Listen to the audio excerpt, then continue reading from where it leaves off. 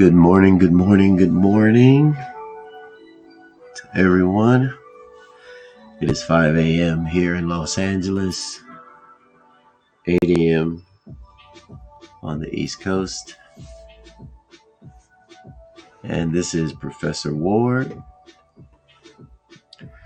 welcoming you to another session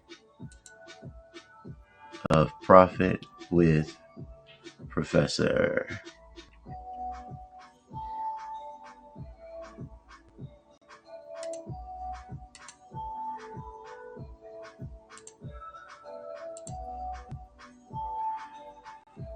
All right, well, the thing we've been waiting for has finally taken place. This drop here.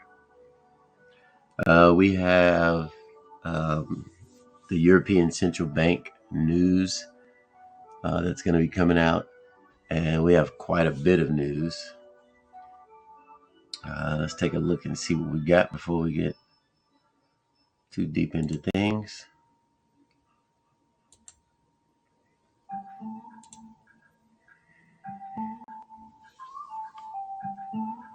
Okay, so we have Main Refinance Rate. So this should be a mover. We'll see what happens. But when we're looking at the main finance rate from the ECB, which is the European Central Bank, it's pretty simple. It's just basically determining what the interest rate for those things that people borrow money for different types of activities that happen in the banking system. And so it's that interest that banks make money off of. And so the main refinancing rate is just basically an across the board rate that the institutions pretty much will kind of maintain around the market. And so institutions are very concerned with what that rate is going to be, simply because it's going to affect their ability to give out loans. Because the higher the interest rate, of course, the less people are going to spend. And as we've been hearing, the Federal Reserve has been easing, especially here in the U.S. They've been easing the interest rates higher and higher and higher. And of course, the goal is to slow spending. And in order to do that, they raise interest rates so that we would stop using our credit cards as much. We won't be so quick to buy a home unless we have A1 credit and the interest rate's low, all that good stuff. So this should be a really big mover for the banks and the institutions. I forgot how early this thing comes out. Let's take a look at that.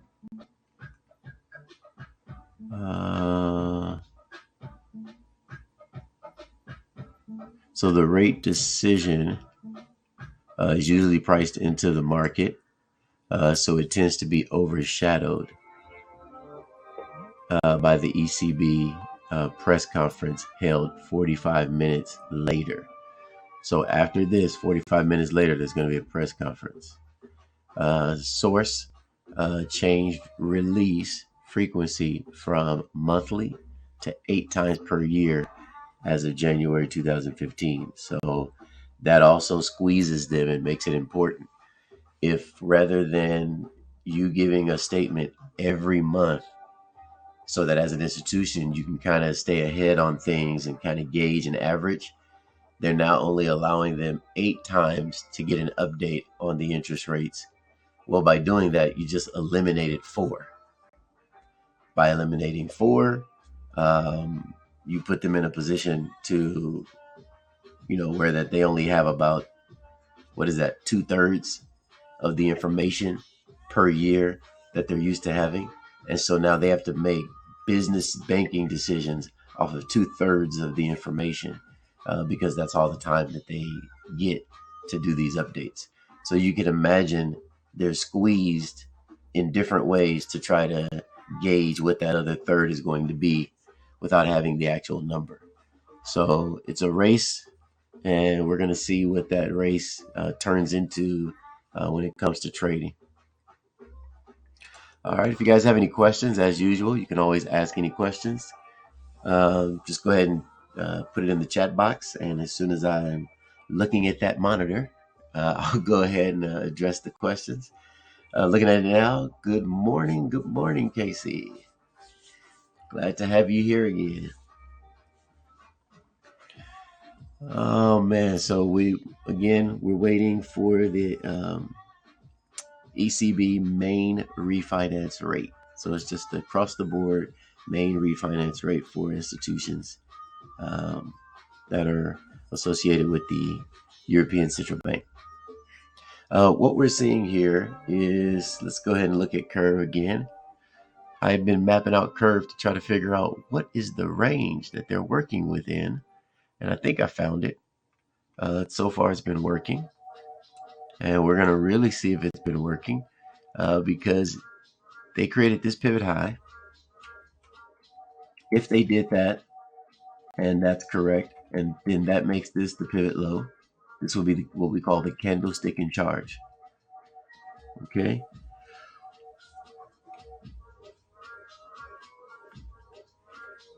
So as this thing continued going up here, we were anticipating that because it created the pivot, it was on its way down. So we had added some orders, but as you can see, price action has since pulled against us and gone, backwards. Now I did some updates. You guys should have seen those updates. I added these two orders. Both of those orders triggered. I was hoping it would just keep coming down, like, consolidate and then keep coming down. But once again, it pulled back again. So my hope is that when the news comes out, it just doesn't, wake up here, but that they actually short the market because they just came into a supply area, or they're coming into it right now. If you guys saw that, there it is. You got to highlight it right there. So it's about to go away because once the price action goes into it, I no longer will have these basically like indicators or gauges kind of telling me, what could be a potential area.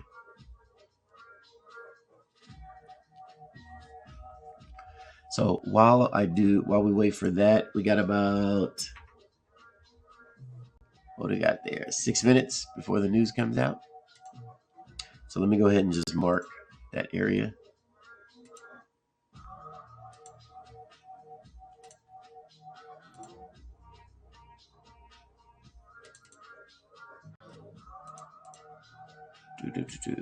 Where is it at? Supply.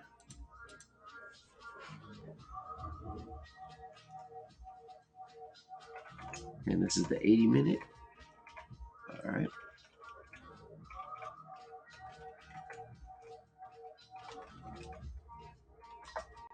Well, you know what? I think I've already had one. There it is. So I got to delete this. All right. Bam. There we go.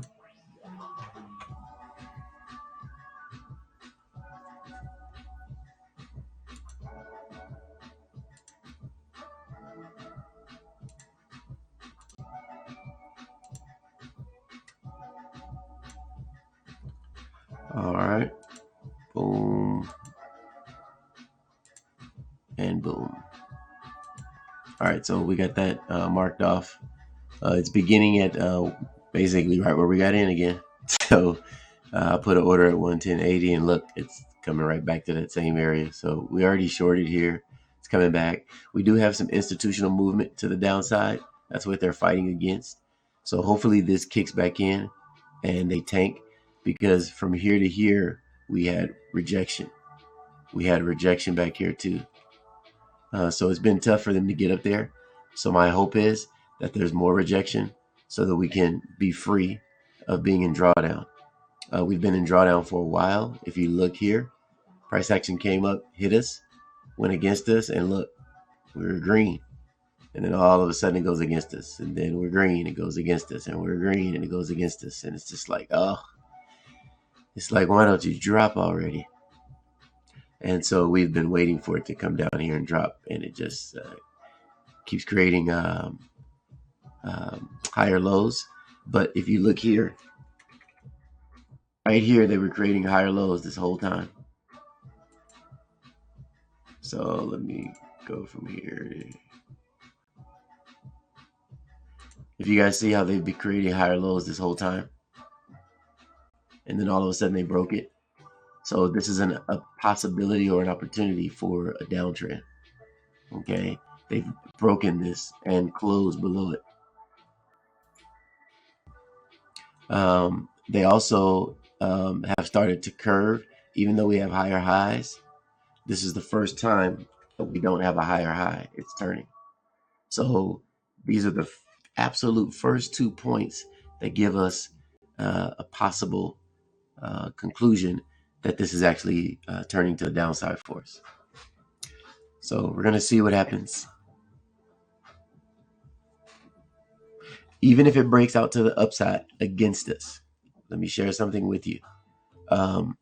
Almost always, not saying it's going to happen in this case, but almost always when you have a breakout, what tends to happen is it comes back to that same area. Why?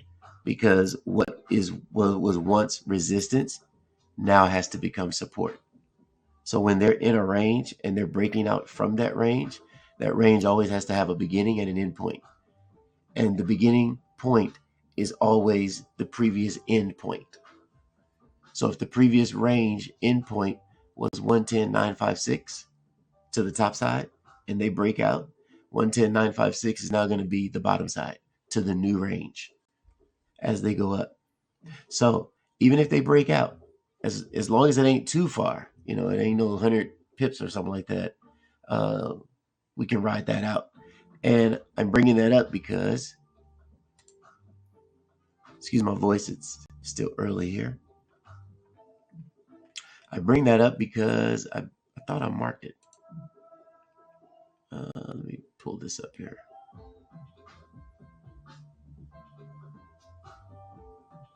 No, I didn't save it.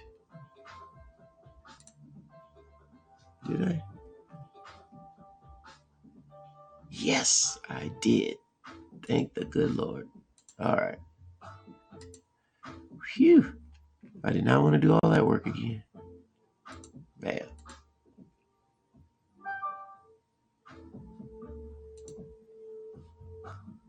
All right, 1 minute, and the news will be coming out.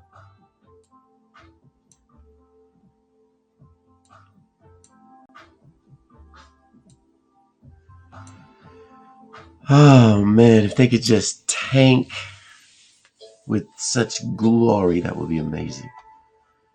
All right, it is official. The news is out. And do we have a downtrend? What do we have? What do we have? What do we have?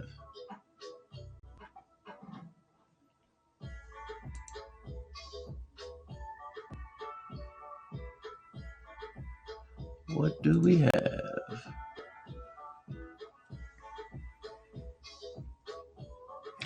All right, so let me explain something here on the 4-hour chart, which is where we're getting our curve from. We have demand still that has not been satisfied. So they got to come down here at some point. We're just trying to figure out where's the supply that's going to push them down to this demand. That's what we're trying to figure out. And so far, there's been some good rejection here from the top side, and we have some new sell pressure here. We have a an oscillator here that I've customized here to become color coded whenever we sense there's institutional movement. And so this shows me that there's institutional movement to the downside here. We see pressure now, so let's go ahead and go down to a smaller time frame. It's the 4 hours, so let's go down to the 4 minute. There we go. More institutional pressure. There we go. Perfect. Oh, look at this. They hit this. This is the zone they just hit. Oh, wait. Oh, this is what we already marked off on. Oh, we marked this off on the higher time frame. This is just what it looks like on the lower time frame. It looks cleaner. There we go. Bam. So this is how it looks on the lower time frame. So we did it on the 80-minute, and now this is the 4-minute. So even the 4-minute showed opportunity for the downside. Boy, we are looking nice, nice, nice. Don't you just love it when a plan comes together?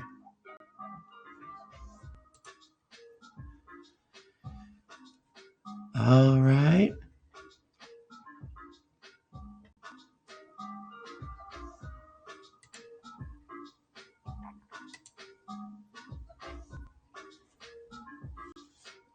This is beautiful. This is the glory I was talking about. I wanted to see. Oh yeah. We're already up 37 pips. This is all consolidation, downtrend, downtrend.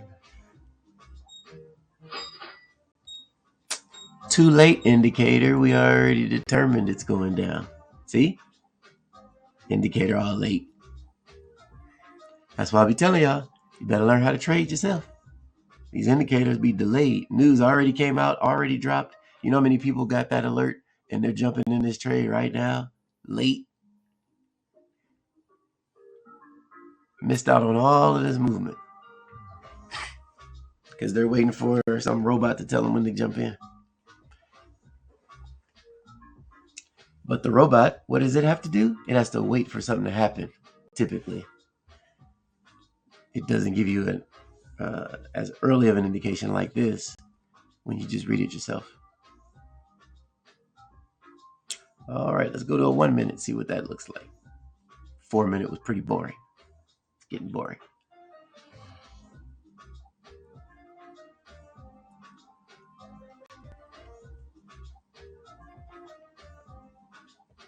Let's do this as well.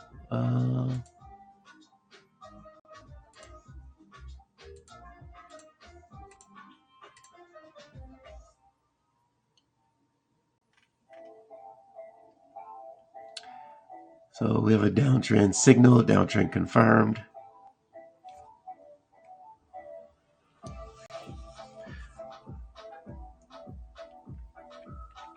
So my issue with this whole formation here is it's uptrend. So they didn't create any new supply up here. Not on the 1 minute. Let's check the 2 minute. Nope. Uptrend. 3 minute is uptrend. Uptrend. Definitely uptrend. All of that's uptrend. So unless they're gonna go after this, but that ain't the most perfect formation here. Decent, but not the best.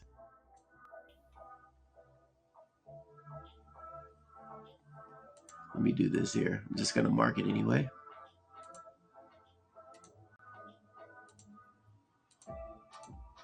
And we'll put a different color on there so we'll know the difference between the two.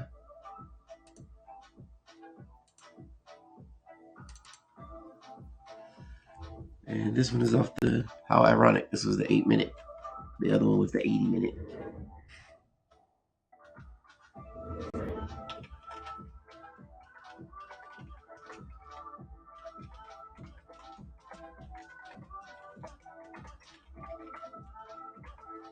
All right.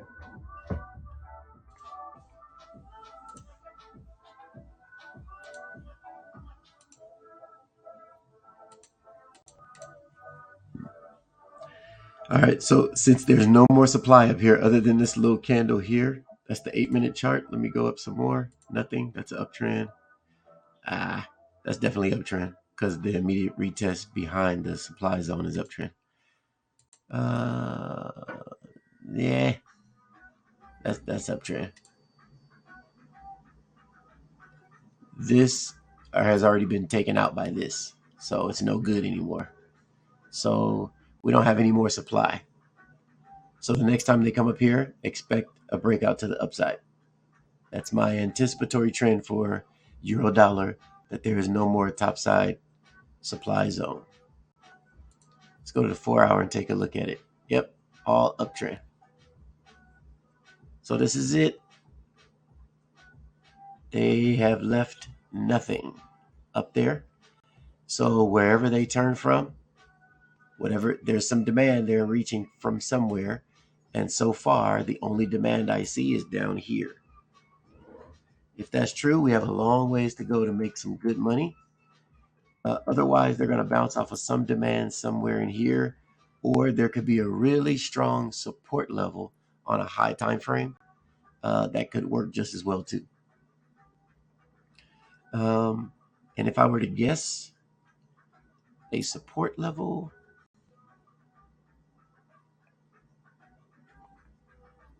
let me see.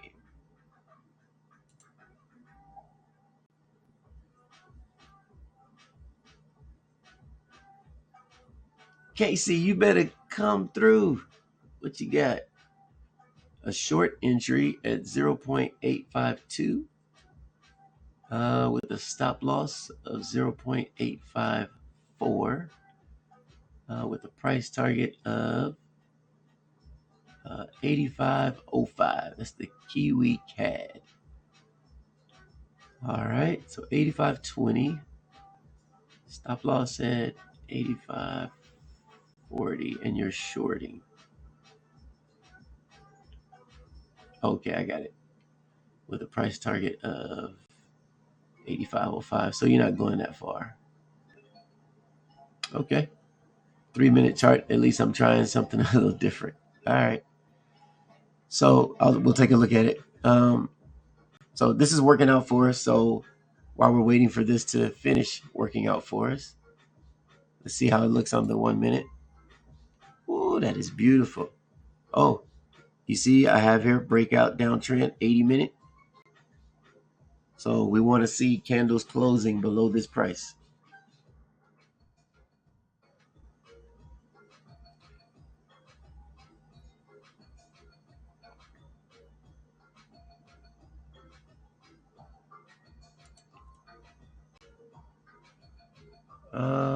Let's do this.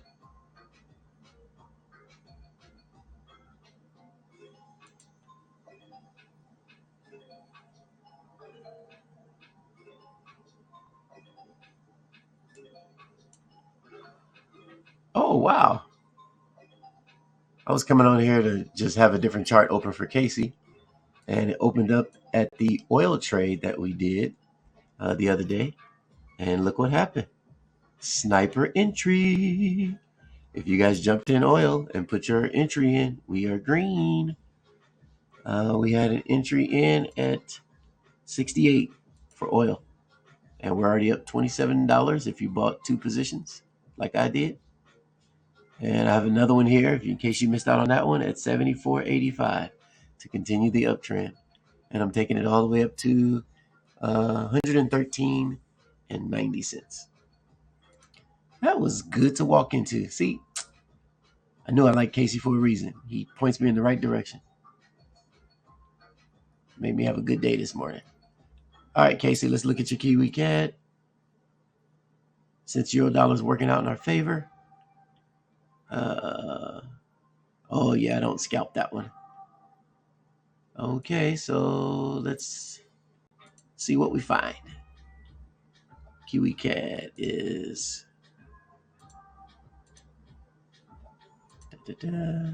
So Kiwi CAD's a minor, Forex minor pair.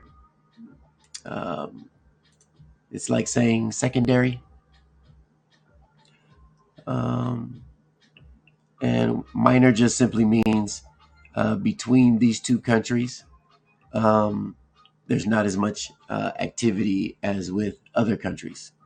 Financial activity, economic activity, purchasing back and forth, goods and services. So those tend to be less volatile or have less liquidity, meaning they move slower. But you have more time to make a decision and change your mind with these kind of pairs, because it's rare that you're going to get taken advantage of with some quick move. So With that being said, let's see what we got here. And he's on the 3-minute chart. So big picture, it's in a downtrend and you're in a short. Okay, perfect.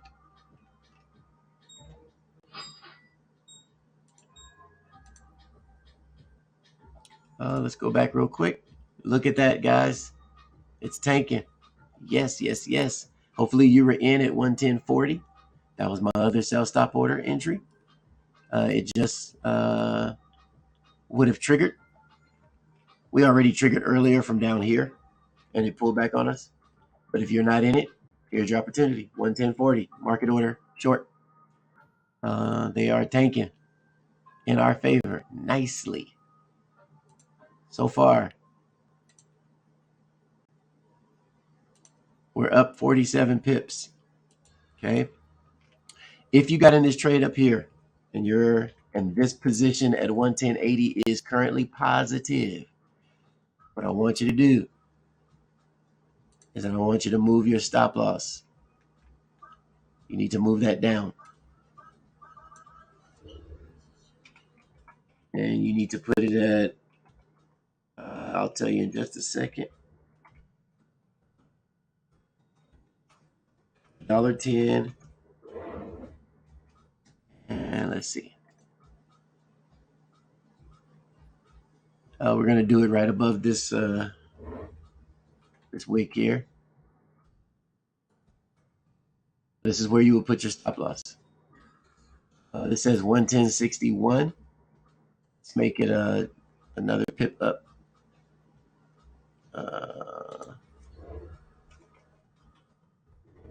110.62.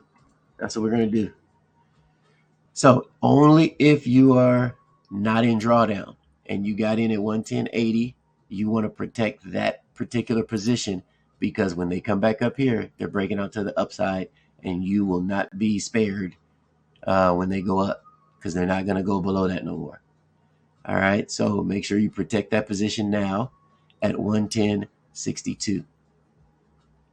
And you're doing it because it already pulled back and is shorted.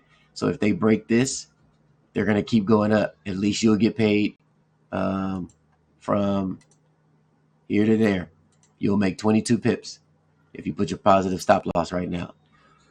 Casey, that's for you. This is the example of what I want you to start doing. If your trade goes in your favor like this and it pulls back and then it drops again, move your stop loss down like I just did, because we're shorting. And now if price action comes back, it has to pay you before it goes back to you.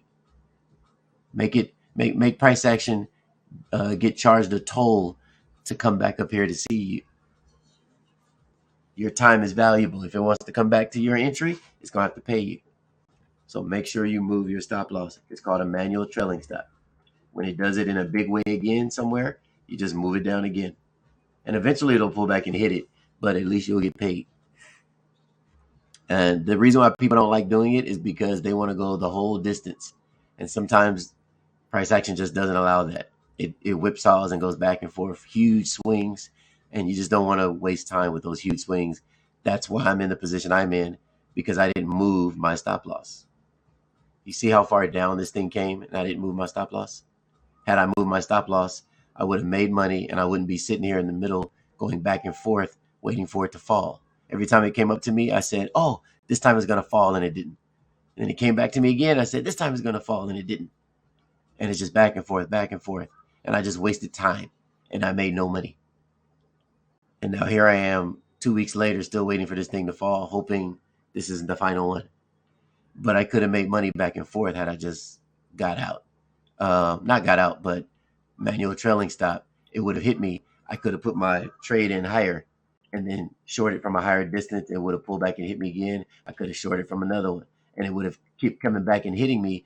But guess what? I would have been getting paid. Here we go. This thing is doing exactly what I wanted. It's shorting. So I am back in the green after weeks and weeks of being patient. Finally seeing this thing look positive. This is amazing. And I'm going to shave off half my position right here. So half of that double standard. Because remember, I had a standard and a half, and then I added 2 more standards.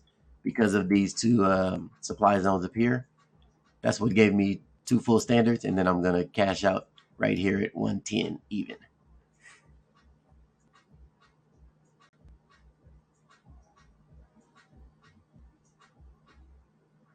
Let me change these numbers here.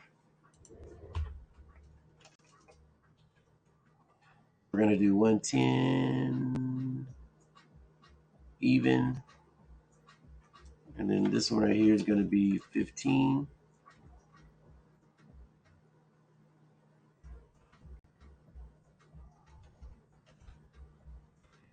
It's gonna be 60.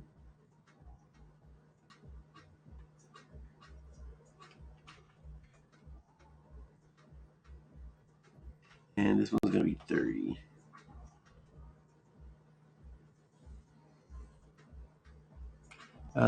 Then the buy orders I have are gonna be buy limit order one is 1.8020, and the other one is 1.08.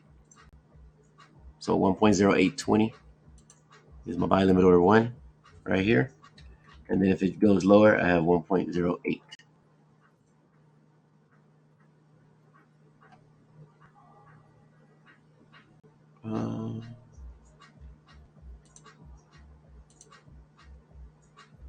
Give me 1 second, Casey. All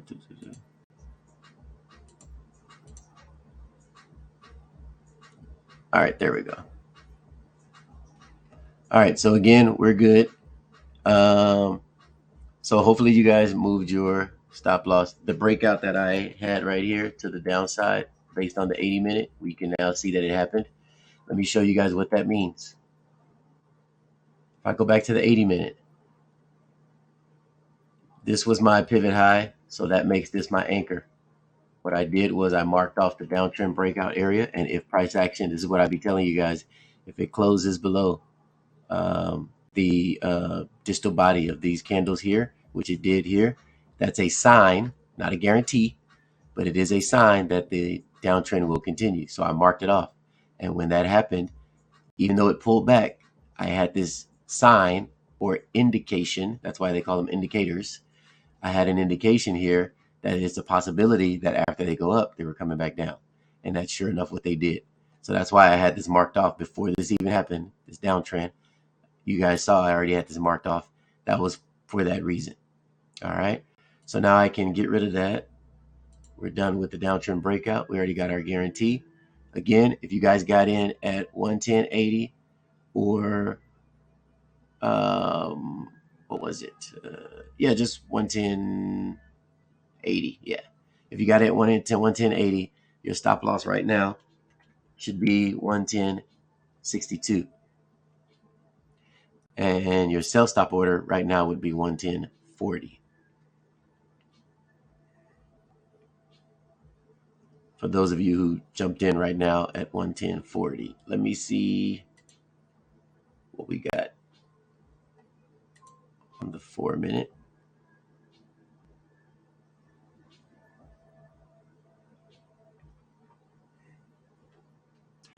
All right, so no, you can't move your, where is it at? Yeah, you can't move your stop loss manual trailing stop down here yet because they're already starting to build up a little bit more.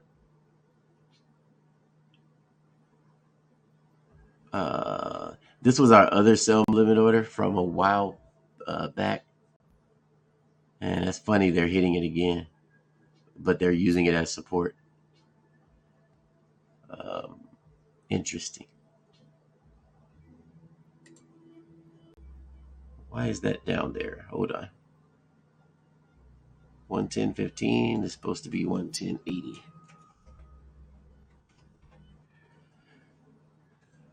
One 10.15 was our old one. We already made money off of. If you guys remember, we already hit our TP1 twice on this pair. So here it is. There we go. So it's supposed to look like this. So for those of you who got in at 110.80 and you also did the 110.40, the 110.80 is already in the green. It's positive. So you want to protect it. This one, it's happening. It's happening a pullback now. It's in the middle of it. Don't you just love it? Look, this is how I know I'm picking good prices, because why are you guys fighting right at the price that I chose? Because this must have been a great price to choose to jump in a trade. That's why. I just hated that position because, boy, it was painful going back and forth on that. That it would have been better to ride this one out. But anyhow, let's go to Kiwi. What is this? Hit the wrong button. There we go. What is this one? Kiwi. Oh, that's Kiwi dollar. Also Kiwi CAD here. All right, Casey, you said the 3-minute chart.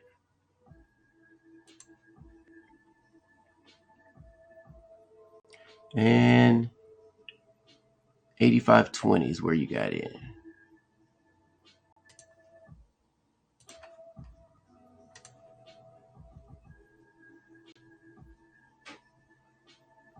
Oh, you know what? Let me go back here and let me save that chart. I just did all that work again and forgot to save it.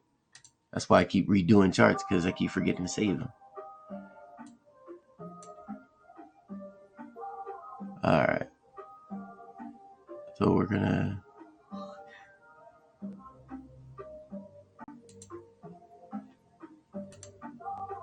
So this is how you save a chart. You go to indicator templates. If you like annotating like me and you don't want to do this all over again and you want to remember what you were thinking or what your idea was before, you can save your ideas up here under indicator templates. And you just hit save indicator template and you just, type. And indicator template just means if you have any indicators on here and you don't want them to shift or move, here it is here, then it'll keep them all in order. So let me, what is this called? The euro dollar. The downtrend 4-hour counter trend trade. Perfect. Yes. All right. Coolio. We're good. All right. Kiwi CAD. Bam. Now I can do my thizzle here. Let's reset. And pivot identifier 0.854, 0.85.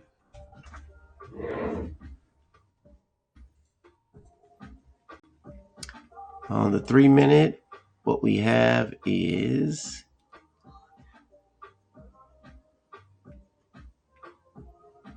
price action coming in at the daily open here.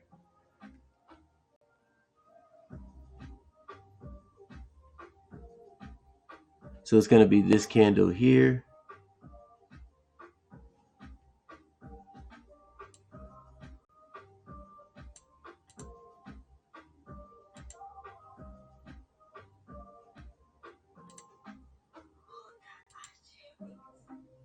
That little guy there is the candlestick in charge. All right. So let's make this quick.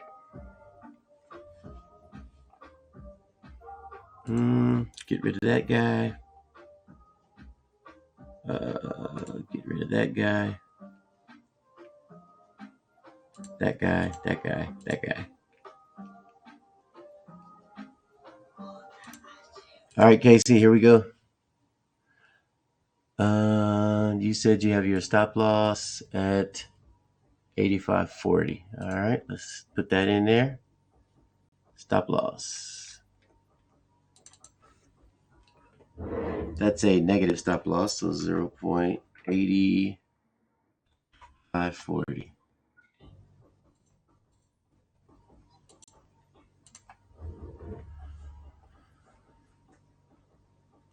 All right, give me 1 second. There we go.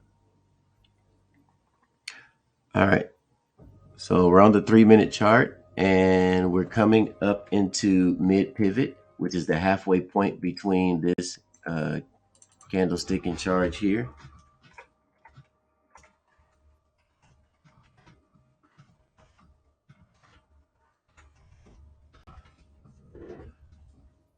All right.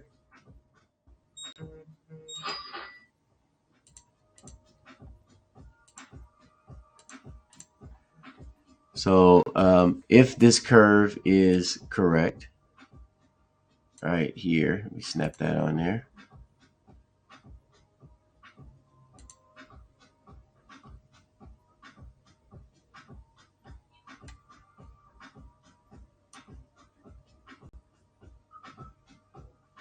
So I like your stop loss. I like that it's above the pivot and it's not far above the pivot.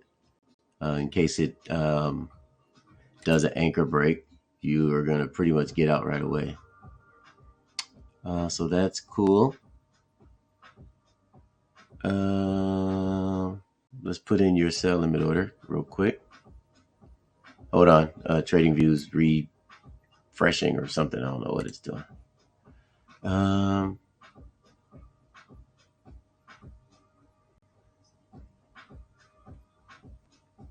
So you had a sell limit order here at 85.20.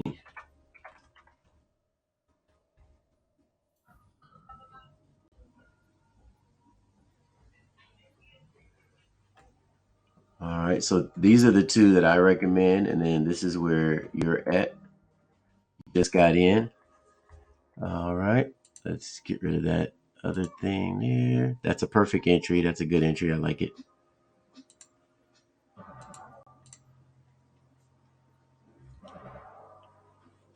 So you are good to go all the way down to 85.04.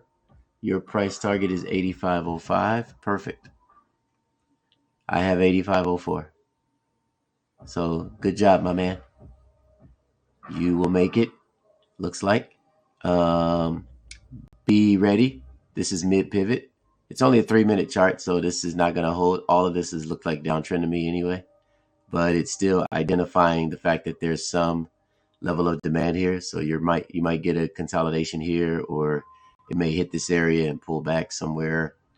It doesn't look like if it hit that and pulls back, there's nothing here to hold that. So other than maybe this here. But that just goes back to my entry here. So this green candle here just puts me back at this entry. So that's like the furthest point. Let me mark that off too. The indicator is not going to pick this one up because it is not perfect to our the specs that we plugged in. So areas like this, I got to tag it myself because it can't read it when it's all this consolidation and all these wicks in here. It's too much noise.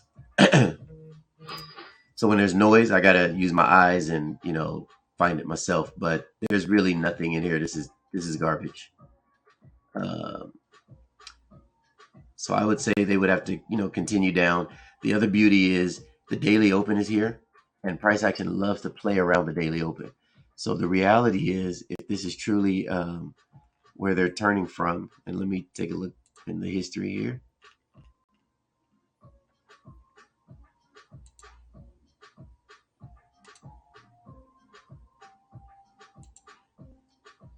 Very good. So looking at this, Casey, it already hit supply on the 3-hour. You're on the 3-minute, and you're shorting, and on the 3-hour, it even says to short. And how ironic! Look at that tiny little hope on the blue lines right there. That's perfect. And so you can still see this red candle is the candlestick in charge. Right here. Oh, I locked it. There we go.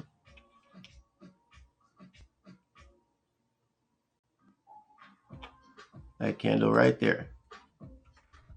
Why is that in charge? Because that's where the bulls were. The bears, sorry. And because there were bears here, the bulls had to come in and fight them and add orders. That struggle right here causes this candle to be the one that's in charge. It's the reason for this breakout to the upside. the bulls had to take advantage of them. And so they had to press real hard. So coming back down, you're going to get some, issues in here when you come back down. And this is where I believe they're going to continue the uptrend when they get down to here. So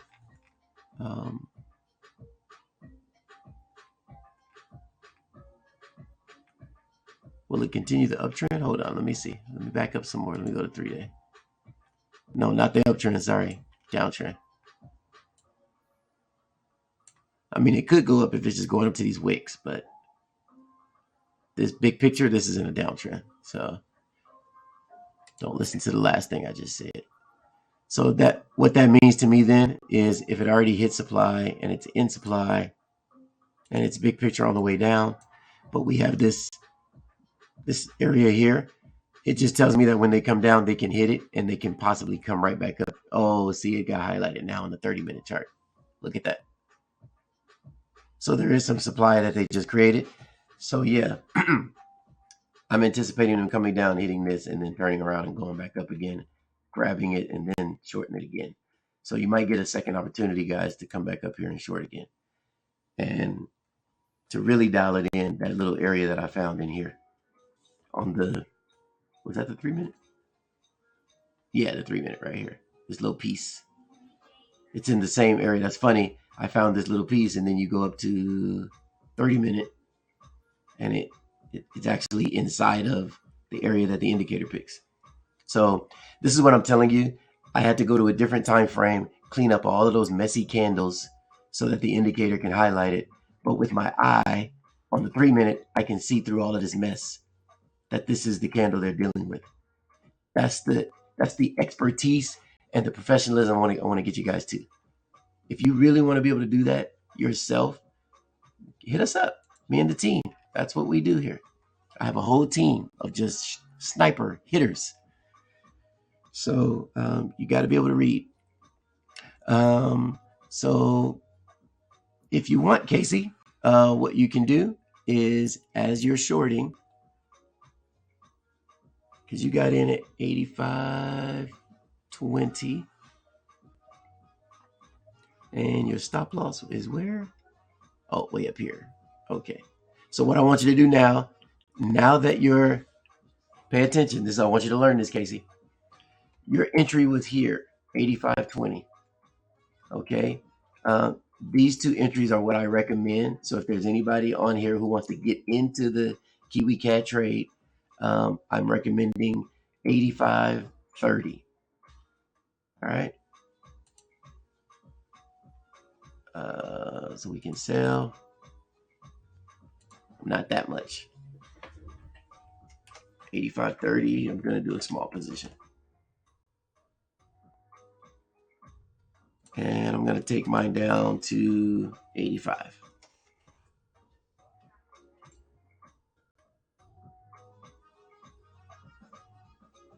Let's do 84.95. How about that?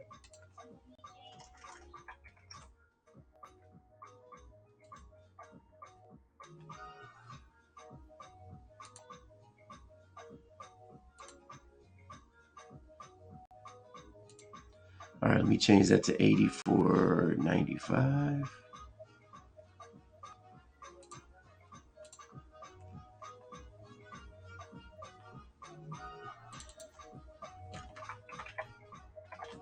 And I'm going to show you something real quick, Ace. Give me just a second.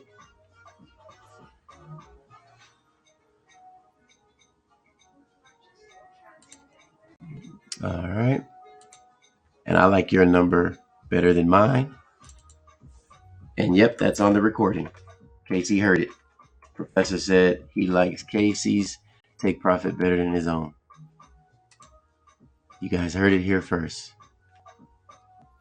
I'm profiting with Casey now. Casey's on his way to be a professor as well. So, all right.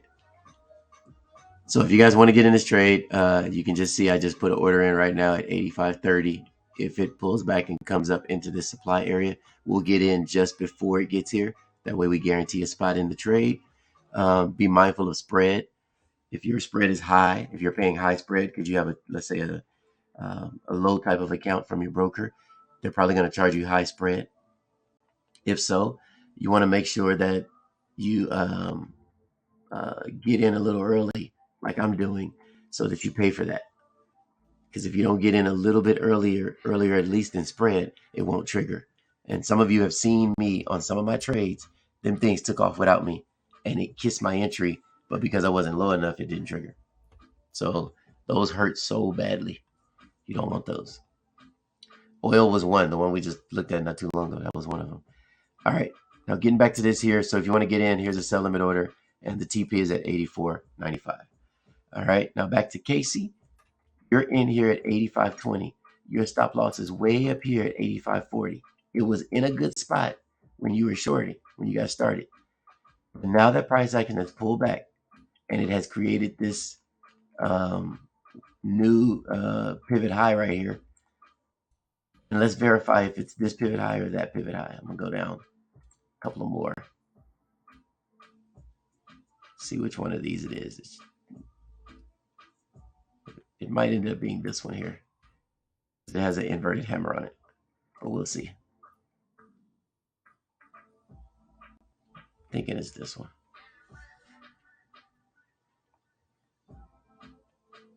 Yep, so it is this one. Yeah. So we have this here. You got in at 85.20. Now that I went down the time frame, you can see there's another zone here. So what I want you to do is I want you to take your stop loss, which is up here. Once they break this, so let me show you something. You got in here. This is a great entry. It broke out to the downside, but you see how they pulled back against you, and then you were in drawdown. Now you're positive again. Okay. Once this breaks this anchor right here, this is the anchor. This is the candlestick in charge. That's what caused all that to go up. Once this is broken at the pivot low right there, we call that an anchor break. What kind of anchor break? A downtrend. It's a downtrend anchor break. And we are on the 1 minute chart. So once a candle opens and closes below this pivot low, you're going to take your stop loss and you are now going to drag it down and you're going to put it on top of that pivot right there. And when you do that, it's calculating. Hold on. There we go. Once you move it down like that, guess what? You're losing less money if it turns around and goes against you again. You're going to lose way less than if you were way up here still. And you should lose less if it turns around, because that means it's going up here or it's going up here. And you don't want to be in drawdown anymore. Or you don't want to be in big drawdown, because what if it comes up here and doesn't stop and just keeps going up, up, up? At least you lost less money than you would had you had it way up here. But you don't want to move it down here until after it breaks this, because you see how it's starting to pull back again? Because this thing can come down here, pull back, and come up here to this area here, which is what it's about to do, and come down here. So you're about to be in drawdown again. So that's why I said don't move your stop loss yet. Wait for this to confirm that it's going to keep heading down. Now move your stop loss down. Okay. And then once it pulls back again lower, so let's say it comes down here and it hits your, well, you're going to probably take profit before that. So I would say once it gets below mid pivot or it touches 85.10, you can then move your stop loss again manually to here. See how that point right here, this is a drop, a base, and a drop. So on a higher time frame, this is one candle. It's one of these base candles right here. So all of this cluster of candles looks like one of these on a higher time frame. And so all I'm doing is I'm moving the stop loss above that. And now you can see clearly with your eyes that if price action turned around and hit right now, you will get paid. This is what you want to start doing. Move your stop loss manually above the areas where it pulled back and then kept shorting. Move your stop loss down and you'll start getting paid, Casey. You'll start making money. All right. But don't do this now. I'm just showing you. Don't do it now because it's too close. It's easy to hit it.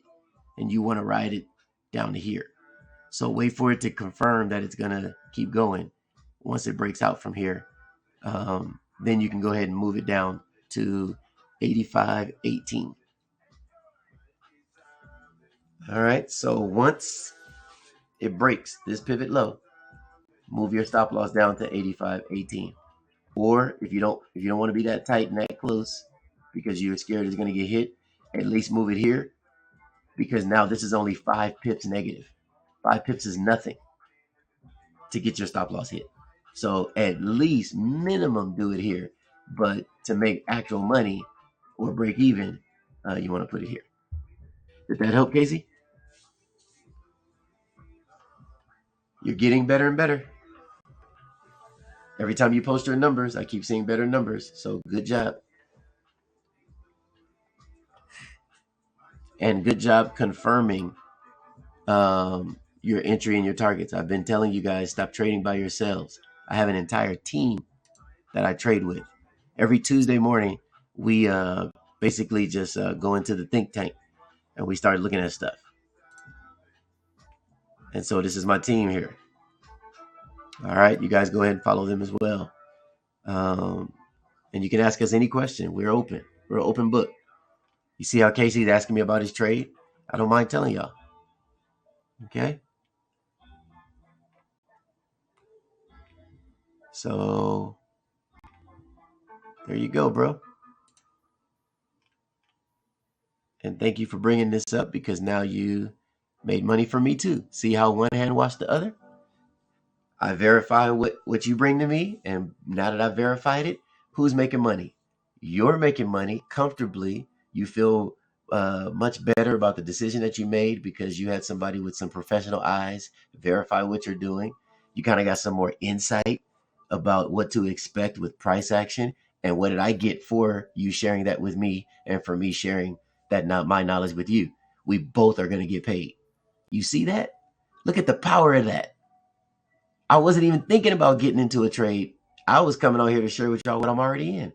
But because Casey shared with me his trade, I get to get paid. That's what Trading View is about. That's why we keep telling you guys, go here, boost the charts, because what you'll be doing is you'll be boosting these ideas when you hit these spaceships here.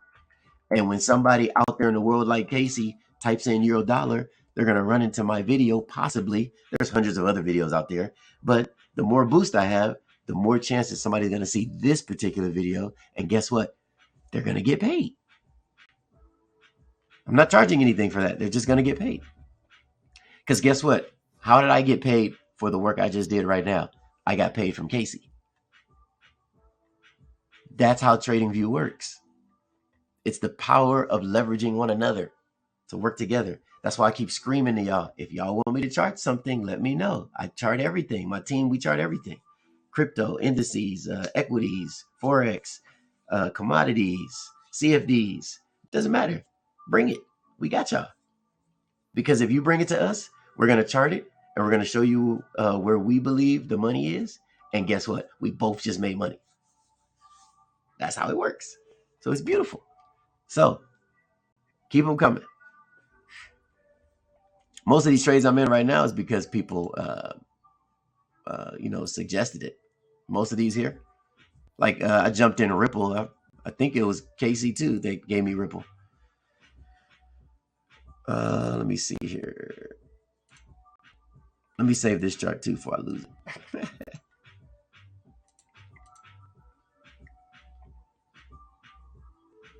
So this is the downtrend breakout we're waiting for.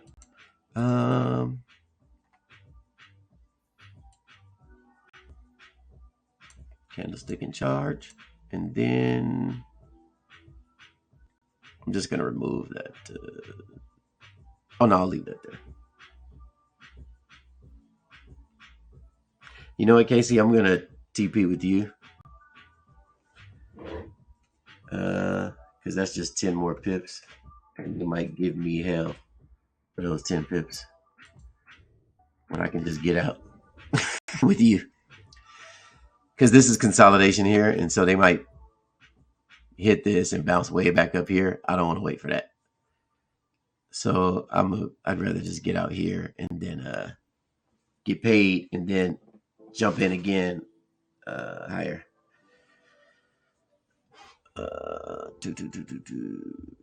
All right, so we'll do that there.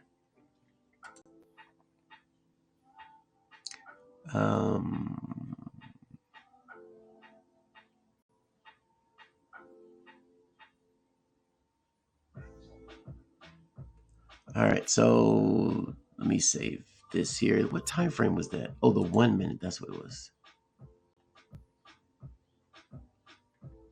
1 minute.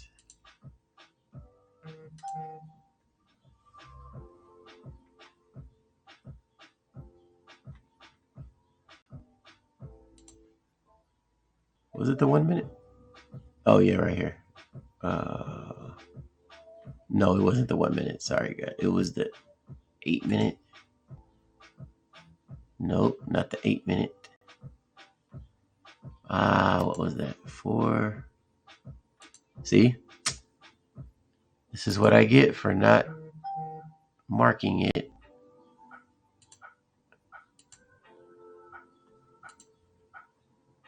Is it the 9 minute? That looks nice. There it is. 9 minute. All right. I do not remember going to no 9 minute though. All right.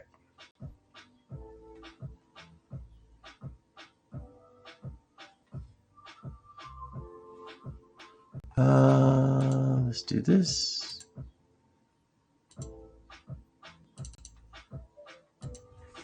Nine minutes.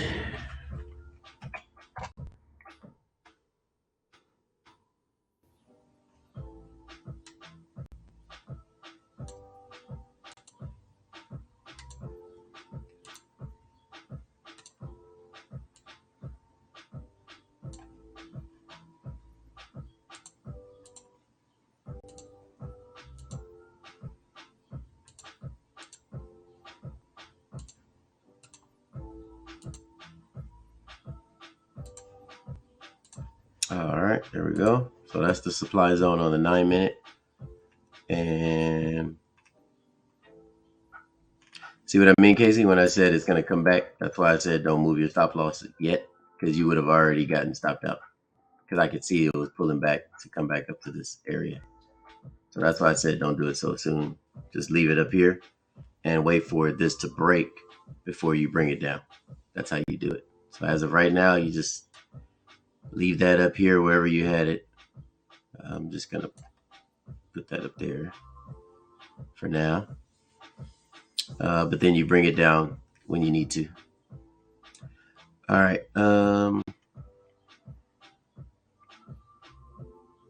Is that it? Let me see.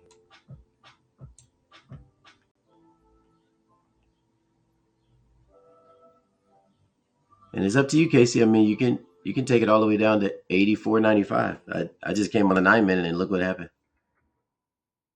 My 84.95. There's a zone that popped up in here. That means that price is really nice. And then there's another zone that popped up here, so you can even go lower. So it's up to you. You can go down to 84.90 if you want. You can put that in there. I'm just putting all the options, so anybody who's on the call, if you guys want to take any advantage of any of these options, you can.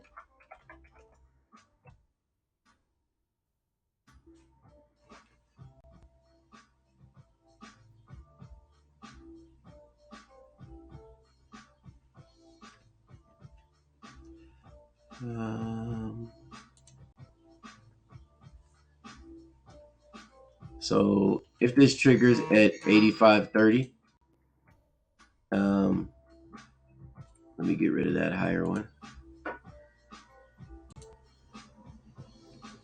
Price action on euro dollar is acting up. I just got an alert. What's going on? What you doing now? You pulling back again? You see? See how this is what I be talking about, y'all. You see? It's this dirty stuff right here. How you gonna turn and kiss my order and not pick me up? That's why I be doing early entries. See, on here, I should have did it above this candle here. See this rally base, right? This base candle. I should have did my take profit right at the top of that base candle, because then look what would have happened. I got cleared because I was trying to do it at the trying to get all the money to the very bottom of the candle. I didn't get picked up.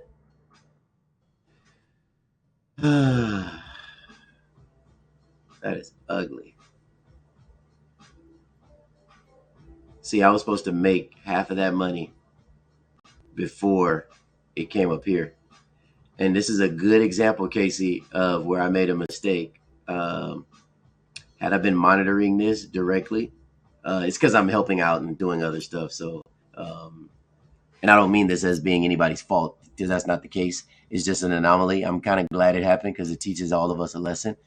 But um, had I not been, let's say, on the webinar and I was just monitoring my account, I would have seen that this came down and would have moved.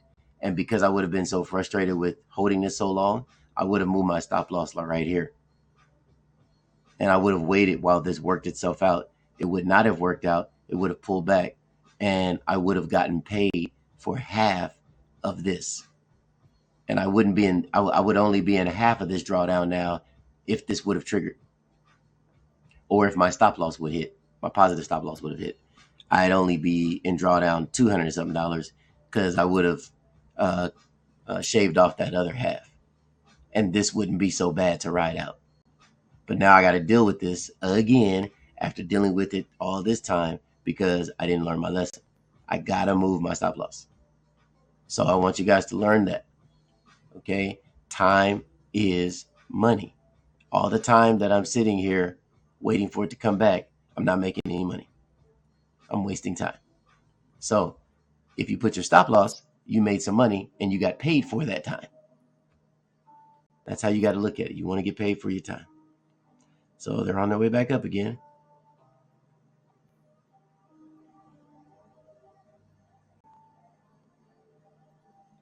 Let's see if there's something maybe lower. I don't know. Oh, where's the daily open? Let me turn that on. Maybe they're after that. Yes!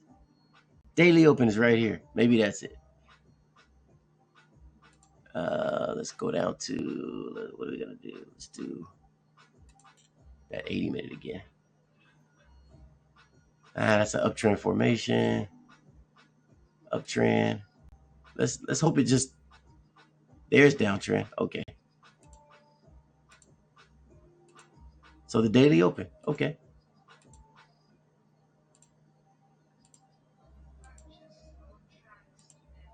Dang, they're not giving me no love. Here we go.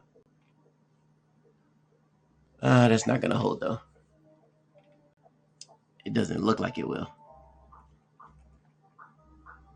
Oh, it might. Okay. It's resistance. I can see some resistance across here. All right, it's a little bit, little something, a little smidgen. Might work out. What say you?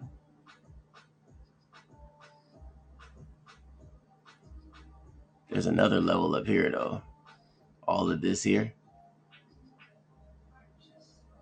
So it's possible they might, touch up here too. There might be something in here. We're getting an uptrend signal. Okay. And you see what they did right now? They just added these orders. These weren't here.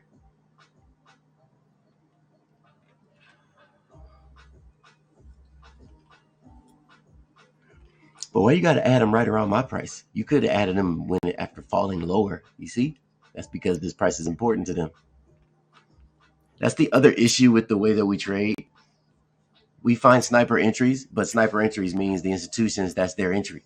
So of course they're going to play around that entry. So that's the downside to it. It's the upside is you know where it's going. Downside is you got to ride it out. Oh, word? You gonna turn early? I'll take it. Come through for your boy.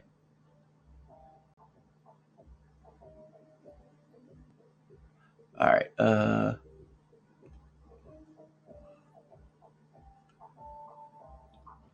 Didn't I mention Ripple? Oh yeah, here it is.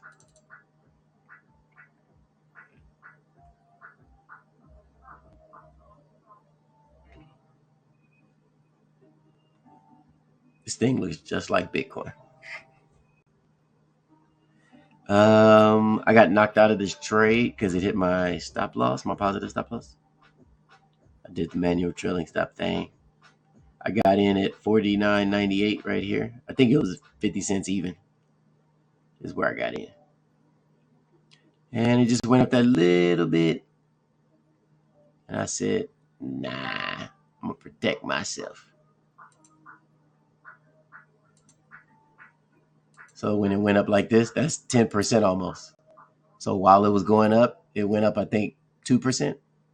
And when it went up 2%, I moved my stop loss like slightly above it to like 50 something. I forgot what it was. But that was a good run here. I didn't make any really good money, but I did make some money when it pulled back and it hit my stop loss. And now you can see I'm out of the trade and it's pulling back some more. But there's an entry down here if you guys are interested in Ripple. There is another opportunity to jump in at 35.15 or 1 second.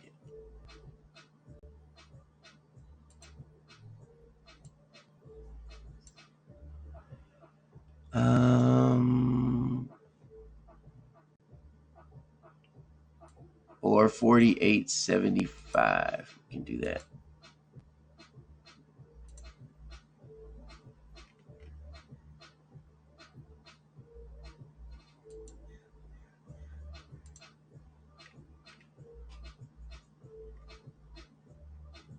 Okay, that's already in there. All right.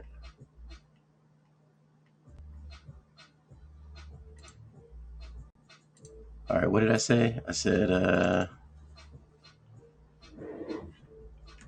35.15 and 40.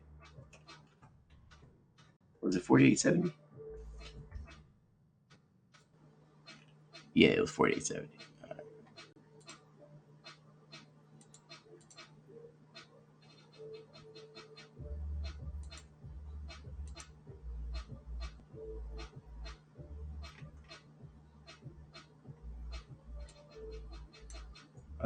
Where is it?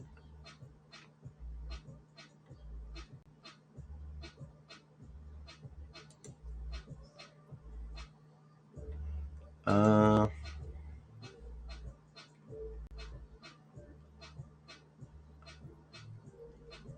I have them turned off. There we go.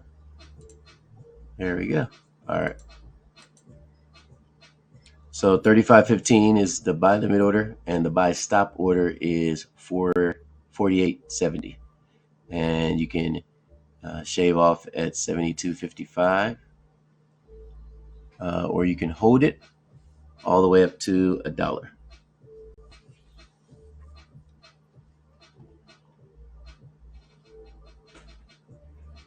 All right, so that's Ripple for you.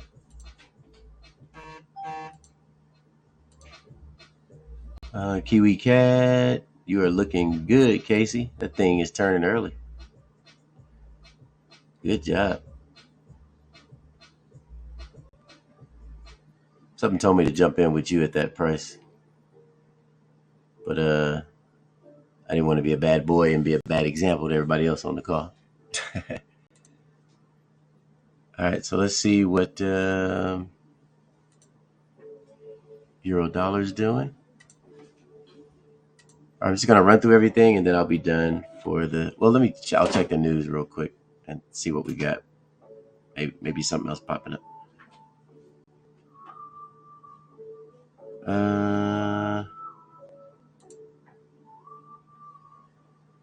Any other important news today? Oh, news was coming out while we were talking. Oh yeah, remember we read about the 45 minutes later the press conference happened. So that's happening now. That's the reason why the market is pulling back. So whatever they're talking about in that meeting, that's causing movement. Next big thing we have is CAD at 9:50 Pacific time. We have Swiss news at 11:30 p.m. again, Pacific. And then other secondary news would be more US, Aussie, and Euro.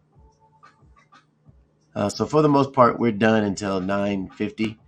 Governor Macklem speaks, Bank of Canada. That's the Federal Reserve over there. So he's going to be talking. Nothing happens typically when he speaks that I've noticed, but we'll check and see. I think we're in dollar CAD.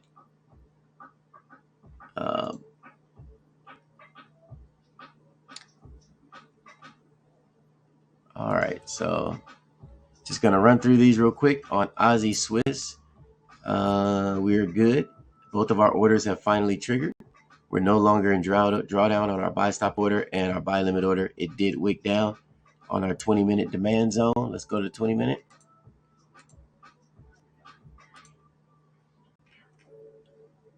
Ooh, look at that sniper entry. Look at that sniper entry. Y'all see?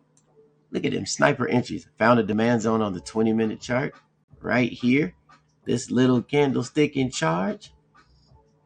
Found that guy, and look what they did. Came down and kissed that thing like,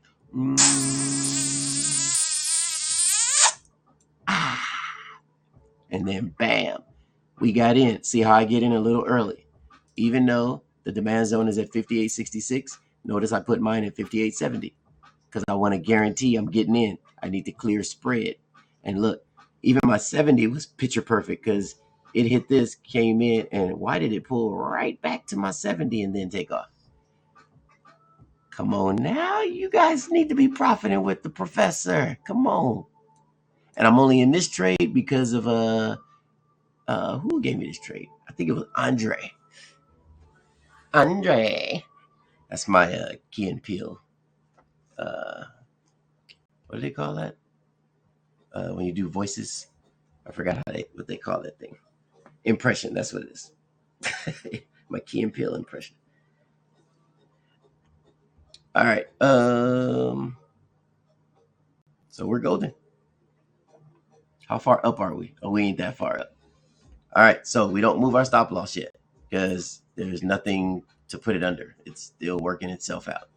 So what I'm waiting for is this pivot right here. Let me see this one. Yeah, once price action. Oh, we got to clear our buy stop order too, though. We got to clear this. It has to be above this. So once price action gets above mid pivot, let's say, is 59.57, and it opens and closes above that, then I'm gonna move my stop loss to somewhere up here, 59.10 or something, and I'm just gonna protect this principal, and I'm gonna let it do whatever it wants to do. But at least I'm protected. I can go to bed, and if it pulls all the way back, they gotta pay me, no matter what. Even if I don't make all the money going up, at least I don't have to sit and draw down. I can just come back on here and chart it again and jump back in. Because guess what these candles always do? They always come back eventually. So don't ever feel like you ever hear of FOMO, fear of missing out. You ain't missing nothing. That candle will be right back.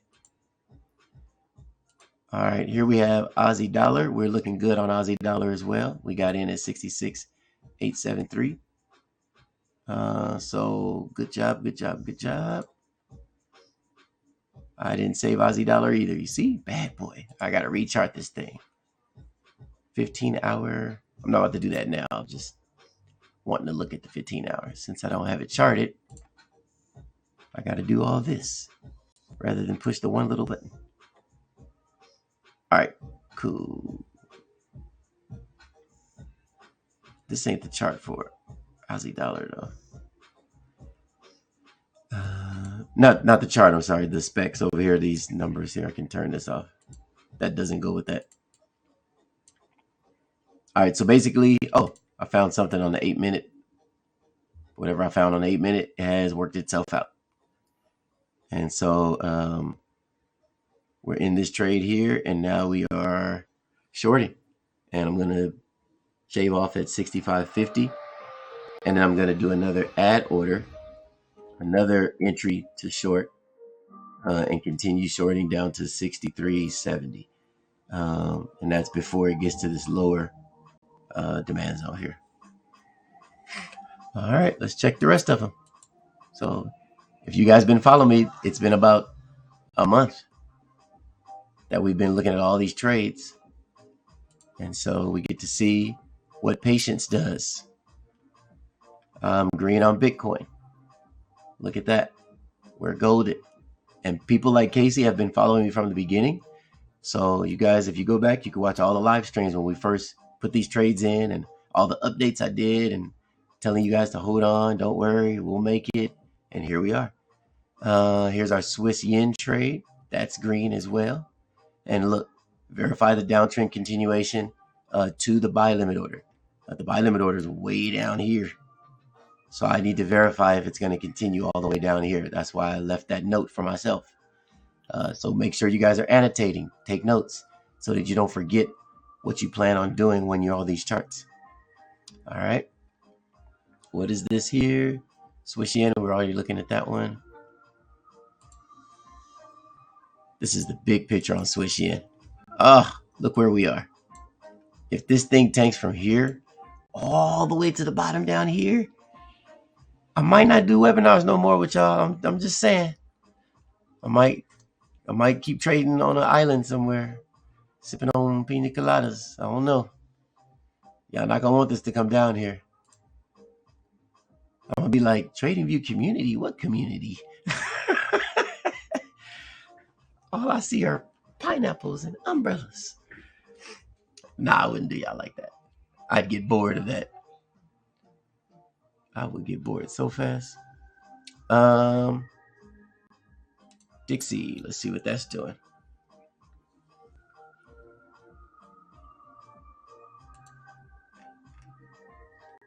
This thing is a mess. Oh my goodness. Look at them. You see what I'm talking about? How are you supposed to trade if this is the pivot high and this is the pivot low? All they're supposed to do is go, they're up here and then you go down. And then you go up and then you go down. But look how they went up. This is the part I'll be telling y'all when I say stop trading in big old huge position sizes. Because if I were charting this and none of these candles were here, watch this. I'm gonna give you guys a good example. This is a good learning tool for you guys. Let's do bar replay. Let's get rid of all this. And let's act like you don't know what's about to happen. And I tell you guys, oh, hey, you guys, I see a possibility that price action couldn't. Oh, that was pretty dope. I was just being funny. That thing highlighted it. So I was going to say there's a possibility that price action could come up here. And so let's go ahead and, go long from here. What if I told y'all that? Now, that's dumb to go long from here because now you're in the middle of curve. This is not a good place to go long from. I would have found you guys something else. Maybe this. Let's actually play this out. Let's put a maybe right here. And this is what in real life, this is what I would have probably said. Maybe we'll buy here. So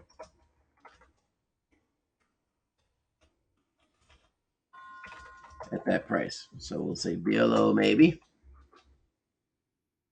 Make it green. There we go. So I would have said maybe we'll get in here this daily open. Remember I also told you guys stay away from the daily open prices. These are bad. So you don't want to jump in from here. And we're going to see if that's right. But if I told you to come up here, your mind is to go, oh man, we're going to go up there. And then you start measuring how many, pips you're going to make. You start thinking about that and you're just like, oh man, yeah, we're going to get 184 pips. It's going to be dope. And you think this thing is going straight up. And then this is what happens. It starts going up and you're like, yeah, we're green from here. We're green. And let's just call it TP2. Let's say TP2 is your buy order, and this is my buy limit order here. You to be in drawdown right now.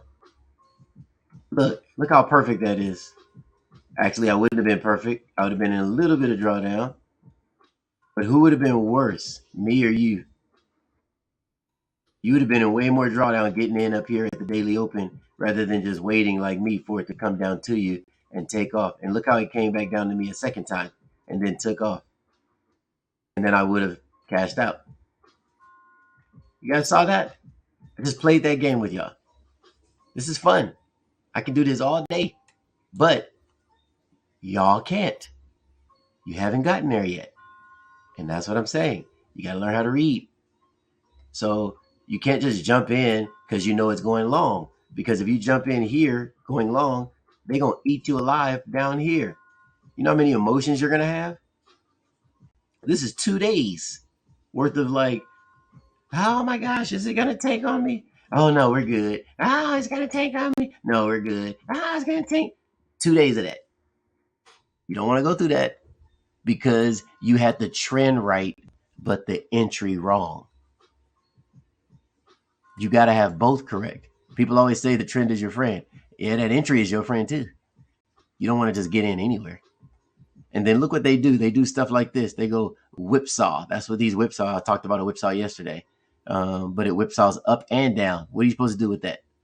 They open today and then they're going to go up and down. What is a novice trader who doesn't professionally know how to read a chart? What are they supposed to think about that? That doesn't help them that you went both ways today as soon as you opened up. But if you're a professional, you know what to do with that information. You know what whipsaws mean. You know how to interpret them. And you can make your decision. But a novice doesn't know anything but green and red, up and down. And if you go up and down within an hour or so, you're just going to confuse everybody. So make sure you guys actually learn how to not only identify trend, but how to have sniper entries. All right, so that's Dixie.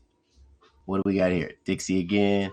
S&P, did it ever crawl up there? See, still ain't crawl up there. Imagine if we was in this trade from back here. We would just be sideways in pain because it would have went red and I've been a little bit green and then back down to red again. So I'm waiting for it to come up here to this level. Looks like it's based on the 4-day. Oh, yeah. So the 5-day is the demand zone down here. And then the 4-day is the supply zone. And then on the 31-day, there's a flip zone. Let me see.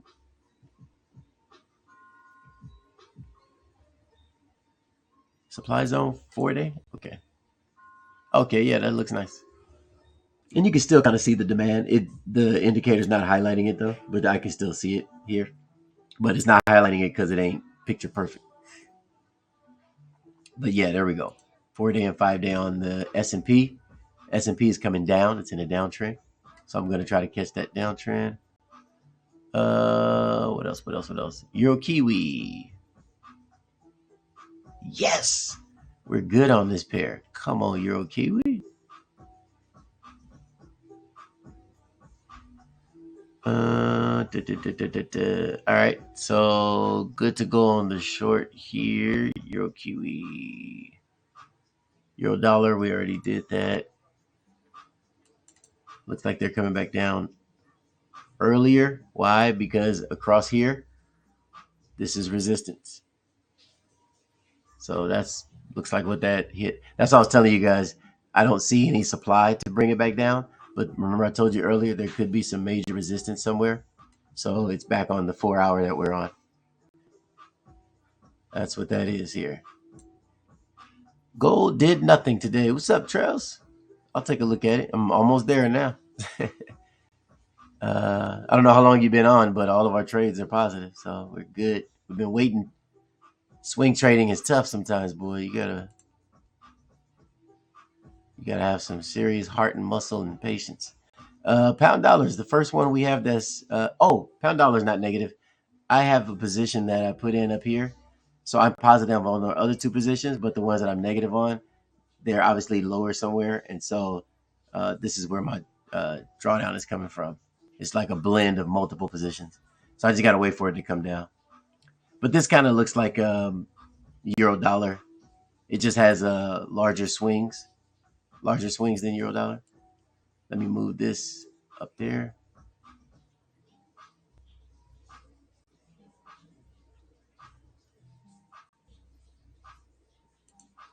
Give that a second.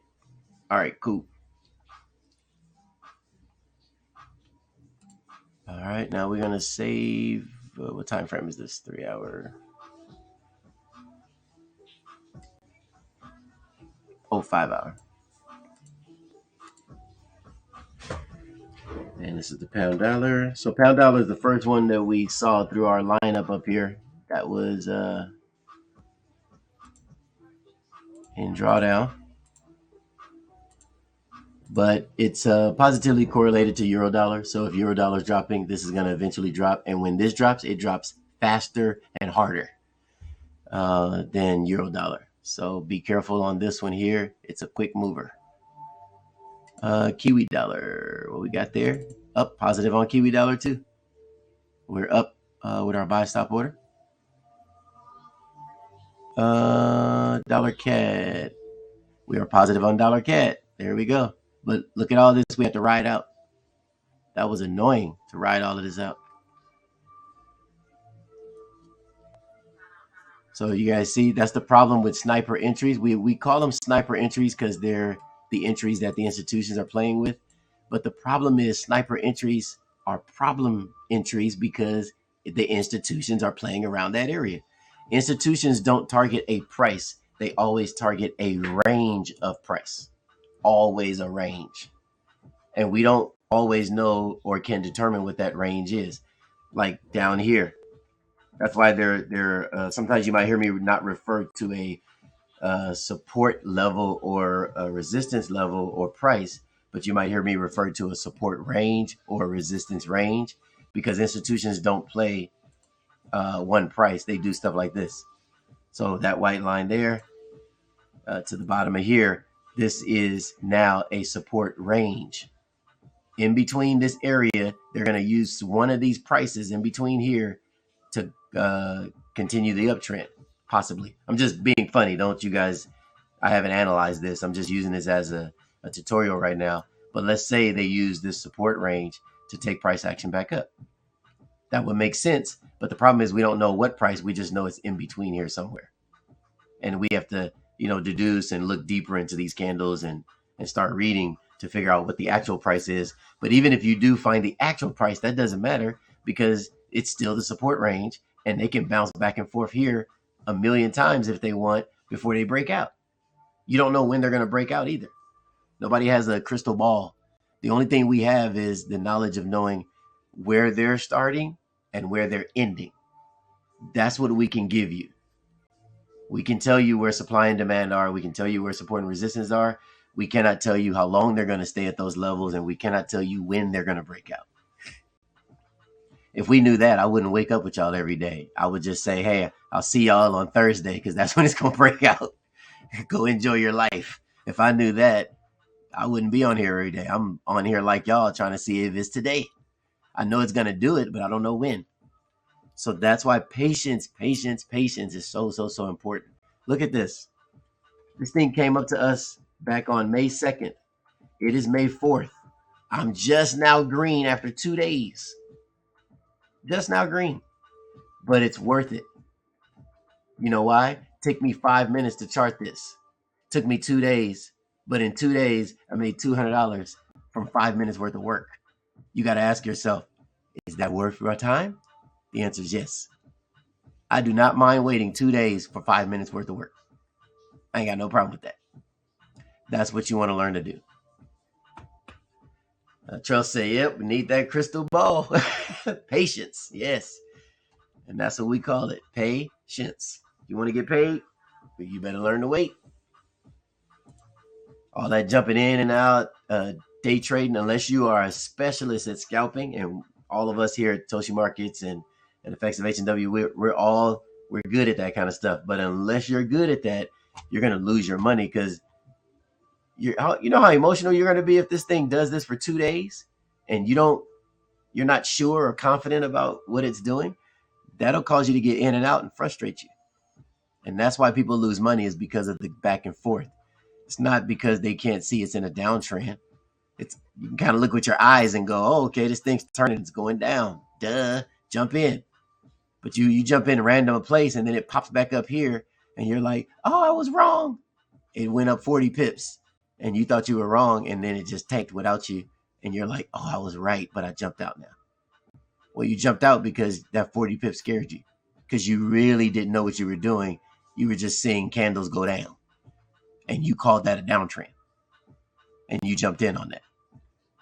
And that's what you guys got to learn to not do. Oil. Where are we at with oil? Yes, green on oil too. Let's go, trades. Yes. It's a good Thursday. Let's go to gold.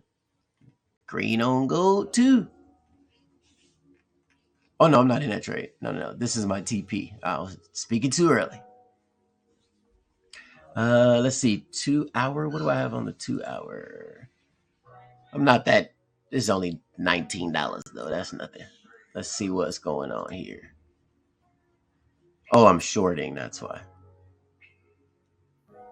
You see what I'm saying? I was anticipating a short from this area, and you see what they did? They wicked up higher. I even have a sell limit order here at 2044, and I probably had some other order, and that's how these two got mixed or something, and it averaged the prices out. But look, this is where I'm trying to get in at. This is what I'm talking about. If I didn't know what I was doing, I'd have pulled my hair out when price action went against me. 22 pips, sorry. It would have went against me 22 pips, which is basically 1% here. Okay, so you won't know to ride that out unless you just know what you're doing. But this is just stealing stop losses. That's all they do. They do that all day long. You know how many resistance traders wanted to short this, and they put their stop loss, like they use the same measure. Everybody's using the same measurement across the board all over the world, and these institutions know it. And you know what they have access to? Where everybody put their stop loss. You guys are all putting your stop losses on the screen, thinking you're protecting yourself, and all you're doing, millions of you at the same time, all you're doing is flagging the institutions, going, here we are, come get us, take our stop losses, and then go the direction that we all know you're going. That's what they're doing. And so if you know that, you need to lower your position size to something like 2 to 3%. You need to do 1-to-1 trades, and you need to have stop losses far, far, far away that they ain't even willing to go get. 1-to-1 works way better than 3-to-1. 2-to-1 works way better than 3-to-1. So it's those trades where you make little money over time, not big money in short periods of time. That little money over time, that's how you gonna get rich. It's not no lottery tickets. I don't know one lottery ticket winner that's still rich, unless they were rich before playing the lottery. Half of them broke, or all of them are broke actually, because they never understood the value of money, what it means, and how it works. You can't just have it. Having it that doesn't mean anything. It just means you got something to spend. All right, so gold.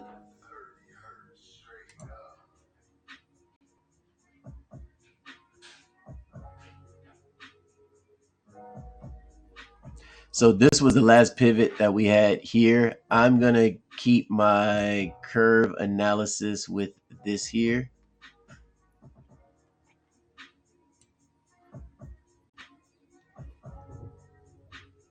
And based on that curve, 1866.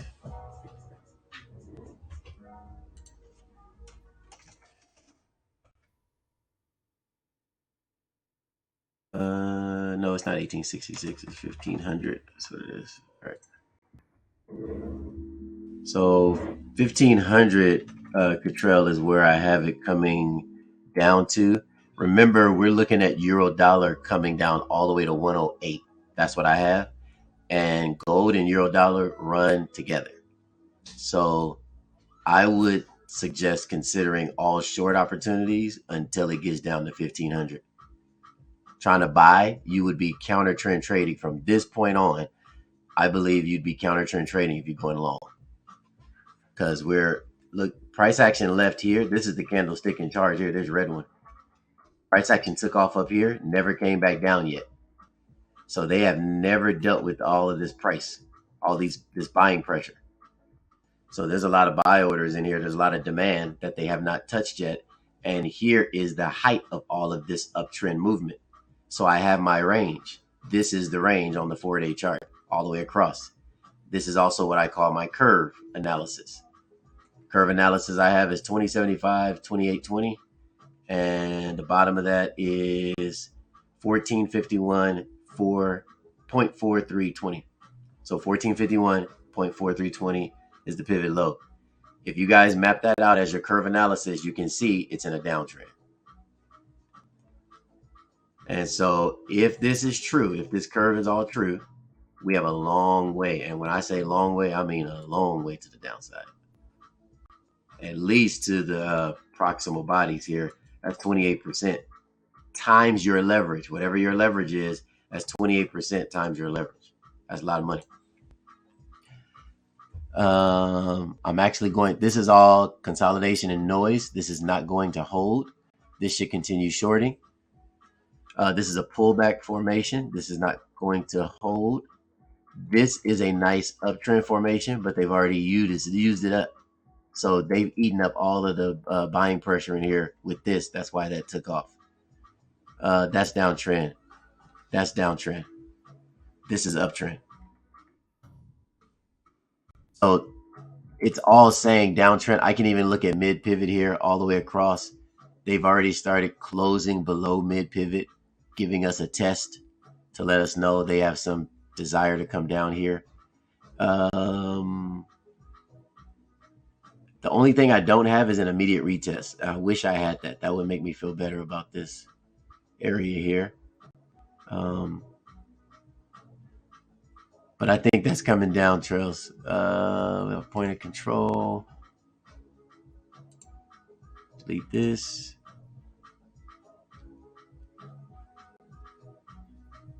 No, major support is not there.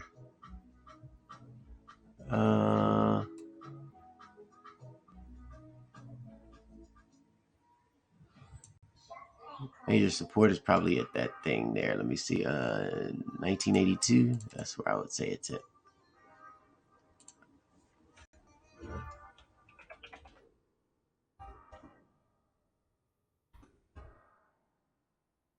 Oh, you know what I could do? I could do this. 1982. Let's go ahead and put support in there. And because we're doing that, let's do a sell stop order at 575. See what that looks like. Let's delete that. Delete this stuff here.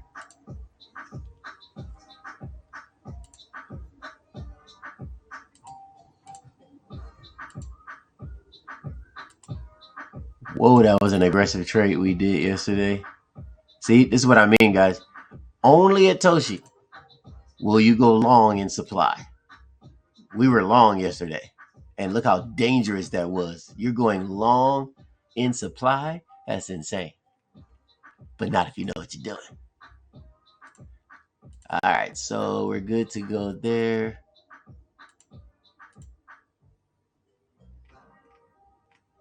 What is this?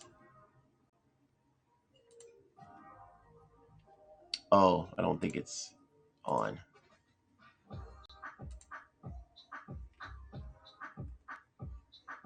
Support. There we go.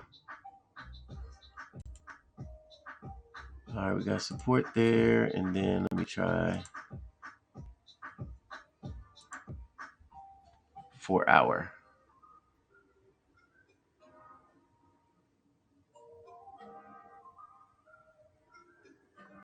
Let me save this real quick before I forget this. As you guys know me, Let's do this.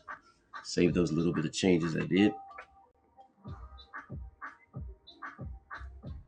Oh, Cottrell, did you get in that gold euro? I'll look at that too. I don't know what happened with that. I don't know if what I sent you is working out, not working out, or whatever. But we'll look at it. Um, so okay, so I saved that. I just want to go down to the. What I'm trying to do now is I'm looking at this support level, and I'm trying to see if we're if there's a sell stop order, I could get you guys into as well.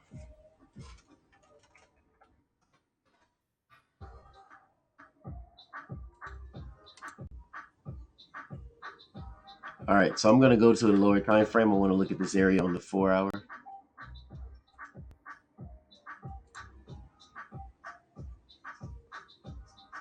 The support area that we marked off. Right here. Euro dollar supply zone on the 10-minute price action is at the daily open at 110.17. High probability of a downtrend. Come on, alert. What was that alert I did? Let me see. Where is it at? Oh, I'm not on the. I'll go back to it. All right. So there must have been some horizontal line I put on there telling me that it's at a daily open and it's broken through that and it's closed below it. So that means more downtrend and we should be good to short again on euro dollar. If euro dollar shorting, that means this should be getting ready to short. This support is nasty on the smaller time frame. This 4 hour says garbage. This is all consolidation. Absolutely nothing in here. I like this. This is what I would think would be maybe a demand trap for people trading support here. A lot of people who would trade support here, they'd probably put their stop loss like maybe at this wick or something like that. But there's a demand level below that wick. They like to do that a lot to support and resistance traders. So they'll have demand right below a pivot low that represents, let's say, support. And because you put your stop loss here, what do? They wick below it to this demand level, which is what they call a demand trap, and then they take off without you. So that could happen here, but the fact that the indicator is not picking it up means this may not work out. But I am going to do this because I want to see what that looks like.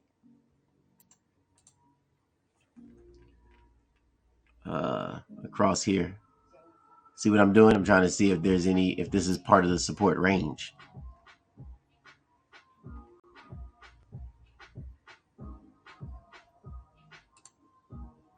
Let's go to the 8 hour. Nah, it's kind of off. I don't like it.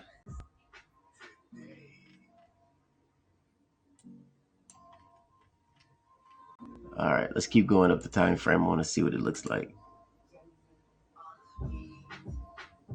What I do love is this immediate retest. That's what it's telling me. Look at that. That's a hammer. That's gorgeous. Why is it not picking it up? Let me see. Is it that bad? Supply and demand. Okay, it's on. Maybe it's not picking it up because it's not demand. And if you really think about it, we're in supply and it's just proving my point. The indicator is probably not picking it up because it's in supply. Now that I'm thinking about it, I forgot about that part. So we're in supply. There's no demand up here. There's no real support. This thing's coming down. That's all I see. But I don't think it's coming down forever. I think it's coming down to a point, and I think that lowest point is 1,500, and gold is going to start seeing some all-time highs after this.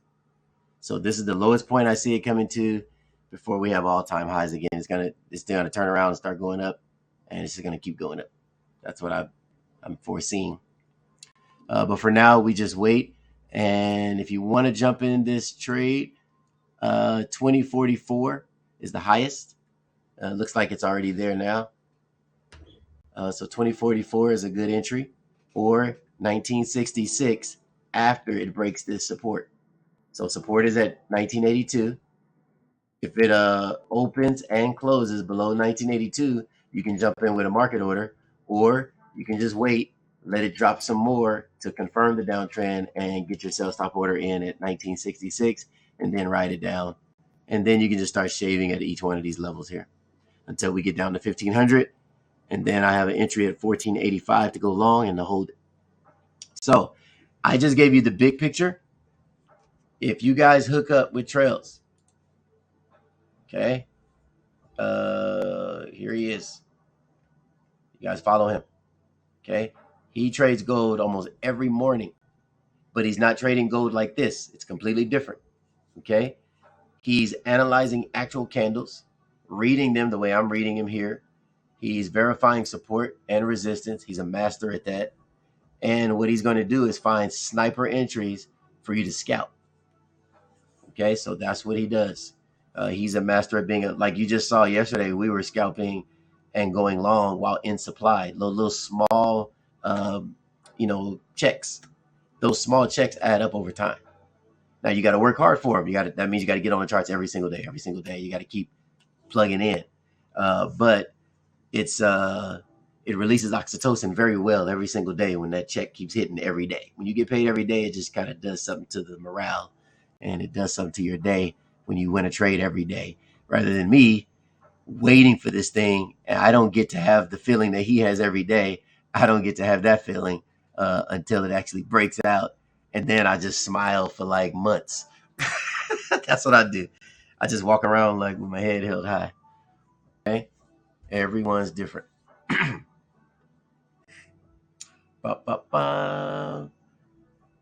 we have anything in the chat group? Any questions? Charles said gold not doing nothing today. Just have to. Oh, I read that already. Oh, shout out to Lamar. Yes, sir. Definitely shout out to Lamar. That's my guy.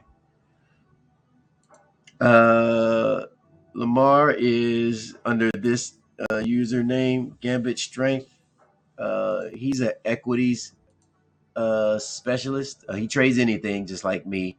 All of us on here, we all trade everything, but we also all have our little go-tos, like our little specialty. Like Trails loves to go to gold.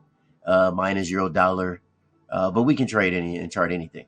But Gambit Strength or Lamar, his go-to would be more equities and indices. So he'll be hanging around in these two areas. We don't like to use the word stocks. That's an old, ancient historical word. We don't even have these anymore because we don't pass out paper. That's the reason for that word. We used to have stock certificates that they used to give us in our hand. But because everything's electronic, we don't have that. So you might hear us use the word equities market. That's a much better professional term for the stock market rather than calling it the stock market. But the stock market is a popular phrase. It's not a professional or correct one, but it is popular. So that's probably why TradingView chose to go with this. It still applies. It's just we live in a digital age and you don't need paper anymore. Let me see here.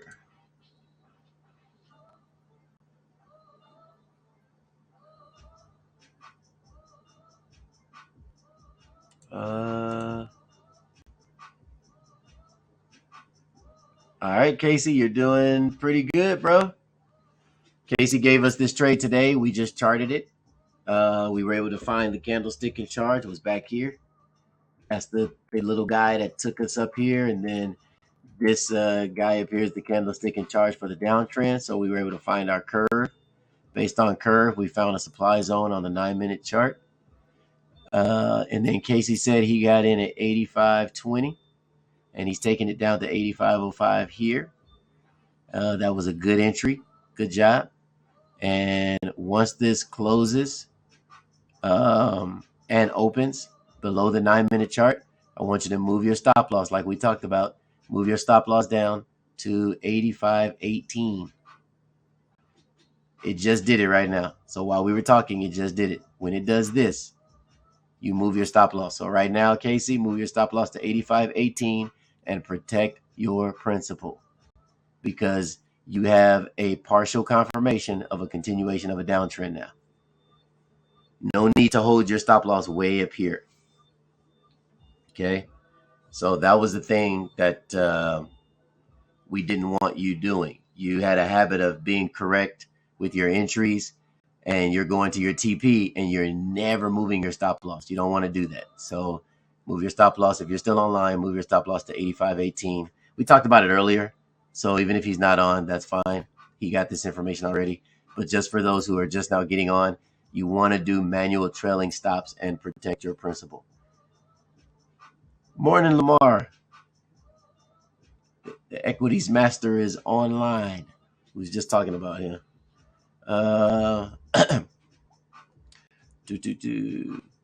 If you guys didn't know, I can't see who's on unless you guys chat. I have absolutely no clue who's online. They don't show us no information. So when I say to you guys, hey, can anybody see my chart? Can you guys hear me? Is anybody there? I'm doing that because I only know if you guys are with me based on you chatting. So that's why I'm asking questions like, do you guys have any questions about what I'm saying? Is there anything you want me to chart? Good morning, Lamar. So if you guys don't hear me saying good morning and you're logging in, it's because I can't see you. That's all that is. If you're like, man, he never mentioned me, it's like, I don't know who's on here. It hides the information. Unless you chat with me, it keeps you private. So I don't know who's online at all until you guys say something. All right. What do we have here? Oh, this is gold again. Let me look at gold on a really small time frame. What do we have? This is the 4-day. Let's go to the 4-minute. Let's turn on, see what we got going on here. Oh, Trail said, yeah, trading you got to fix that. Oh, yeah, because you deal with this too. Yeah. You do your webinars and you can't see who's online. Unless somebody says something, I could be in here by myself with one person. I don't know if it's one people or 1,000 people listening to me right now. So they just came back into some more resistance here on the 4-minute. It's obvious they got me on this on the way down. This is probably mid pivot to this and this down here from wherever our uptrend breakout was.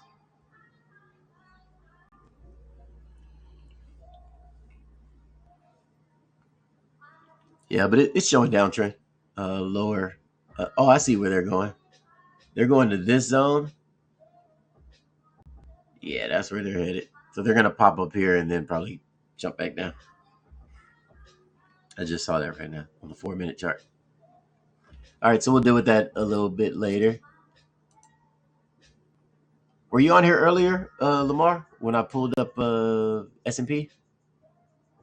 We've been waiting for it to go up. Just wanted to. I know you can't speak on TradingView. They need to fix that too, Trails. I want to be able to hear y'all. That would be dope. Kind of like a Zoom. So TradingView, if you're listening, do your boy a solid.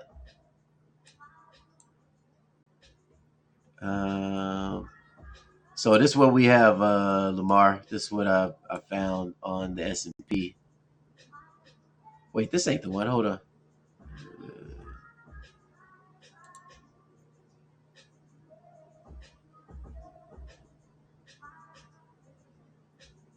Oh, yes, it is. This is it. Yep. Cool. So yeah, this right here is what I'm seeing right now is a possibility of a pullback to the upside based on the 31-day. There's a flip zone. This chart does not. Oh, because I'm on the wrong. It's this. All right. Let me see if this is correct. Yes. There we go. Yep, it's this chart. I was on the wrong layout. Here we go. So just want to let you know, Lamar, I don't know if you saw this. Um, I'm foreseeing a 31-day flip zone and then a 4-day supply zone. So just wanted to show you this. I'm not going to, I already charted it and everything. I'll copy it and send it to you later if you don't already have it. But this is what I'm seeing thus far, and this is the curve analysis I have as far as the pivot high and the pivot low, and just wanted your thoughts on it. Oh, you have the same supply zone. Perfect. You see that, guys? I'm feeling confident right now. Yeah, so Mar, we were telling him, I was telling him, we're not going to trade this up to here because there's just too much. This I guess we can call it now a support range. It's really wide, and it's too wide for me. So the only thing I could tell somebody, if you want to get in to go long and you want to take that risk, number one, that's on you. But if you do, I'd probably do it right here where it says the sell stop order. That's the only place I can foresee it going long. Unless you want to be real conservative and be down here, but I think that'll be stupid, actually. Sorry for saying that, but I really think it'll be stupid.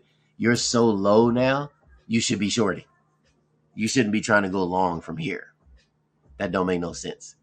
So if you want to go long to up here, because that's the only thing you can do on your account, you don't have any leverage or the ability to short, then the only place I see is where this sell stop order is at 39.37.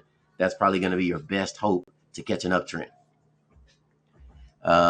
Or you can take a risk with a buy stop order, maybe at this pivot here, and just hope they don't wick in, pull you down before going up, but that they just keep going up.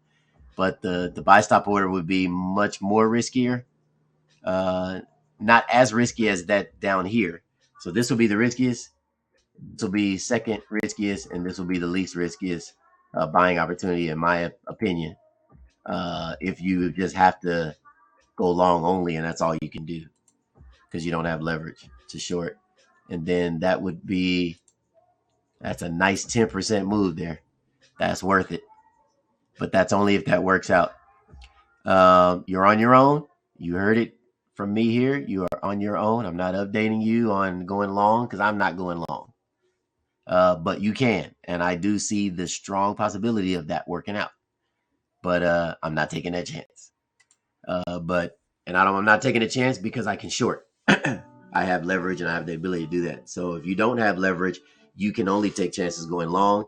That is the best choice to go long. Middle of the curve has too much consolidation. Wait for price action. Yep. See, Lamar saying the same thing. So if you don't want to listen to me, listen to Lamar. He's the equities expert. So listen to him. Don't get in this trade. It's too much noise in here. They're gonna rape you. Don't do it. Just wait. Be patient. Wait for supply. And if you don't have leverage now, you got 10% room before they get up here to find you some leverage. So I can't give you a time frame because I don't know when they're gonna go up there. But I can tell you, this is how much time you got. You got about from where it's at, you got about 6%. That's how much time you got. And from what I said, if they come down here, you got about 11%. That's how much time you got. But I know the percentage. All right. So Lamar has the same thing. So we're golden. We're good. And I'm good on everything else. One last thing. I'm going to chart AMC live for Casey. And we're going to see where we end up. And then we'll be done. Because I went through every last one of these. What's this? 1, 2, 3, 4, 5, 6, 7, 8, 9, 10, 11, 12, 13, 14, 15, 16, 17. We're in 18 trades and 2 of them are in drawdown. How's that for some numbers? And people like Casey have been with me from the beginning, watching me do this for the last month. 18 trades, 2 are in drawdown, and the 2 that are in drawdown are not even in deep drawdown, and that's pound dollar and gold. I'm $50 short on gold, but that's fine because I'm in supply. I'm supposed to be shorting. It's okay. And then I think pound dollar was the other one. Yeah. So I'm short on, in drawdown a lot by pound dollar. I kept doing add-ons. Every time it pulled back on me, I did another add-on, and now it just went even higher. I was like, oh, come on. So now that euro dollar came down, pound dollar should be coming down now. We got some hope. Plus, they already started breaking uptrend formations. They start violating anchors. I can already see it here. Even though we're on a 5-hour, not on a small time frame, I can see some anchors here, and they already broke them. So they should be coming down. We're good. So those are some good odds. AMC, let's do it. I think Casey gave me a equity before too. What was that you gave me last time? Let's check that. See what it's doing. Did you give me something? I don't know what it was, Casey. You had me map out some company. I didn't even know what that company was. So I'm just interested to see how did it play out. Let's go to AMC. I might have AMC already in my lineup. Let's go. Equities. Where are you? Right here. Equities. AMC. Bam. Already got it. There we go.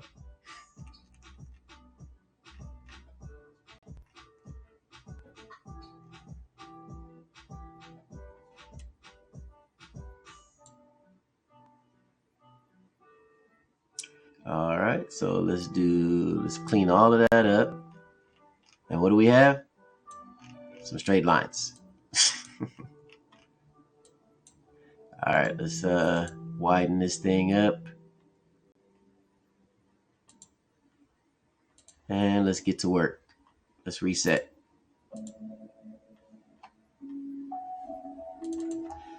And just looking over to the right, I'm just picking two random numbers, one for my pivot high, one for my pivot low. Just random. I'm just going to pick 40. That ain't 40. So pick 40, and then I'll pick 4. How about that? And I'll show you why. Because I'm just going to grab it anyway and then lock it on there. So you don't have to type in a perfect number. And then this right here is the slider right here. It just kind of like highlights or shades in the area that I'm working with so I can keep my eye focused on what I need to keep it focused on.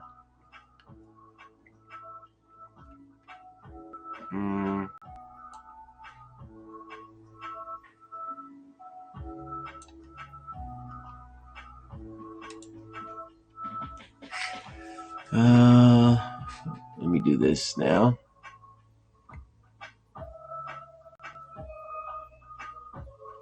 What I'm not going to do is pretend like this thing's going to go way up here again.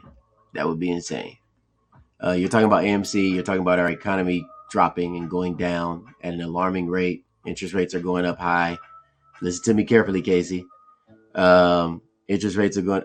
Oh, Lamar said, watch the interest rate change. Soon the Fed, as price action gets close to supply, could cause it to short slightly. All right, so sounds like Lamar. It was kind of headed in the same direction. I just looked over my other screen. But what I was going to say is with interest rates going up, what do you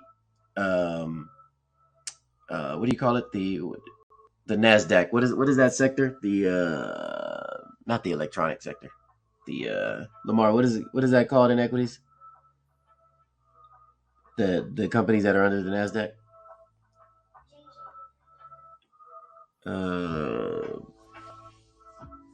Well, whatever that is. Oh, tech. There you go. I'm sorry. I don't know why I was drawing a blank. I was saying electronic. I knew it wasn't electronics. That wasn't it. Technology sector. There you go. So under the tech sector, that takes a really big hit during market crashes or during hard times. Why? Ain't nobody going to a movie theater when they need bread and eggs and milk in the refrigerator. Nobody's going to see a movie.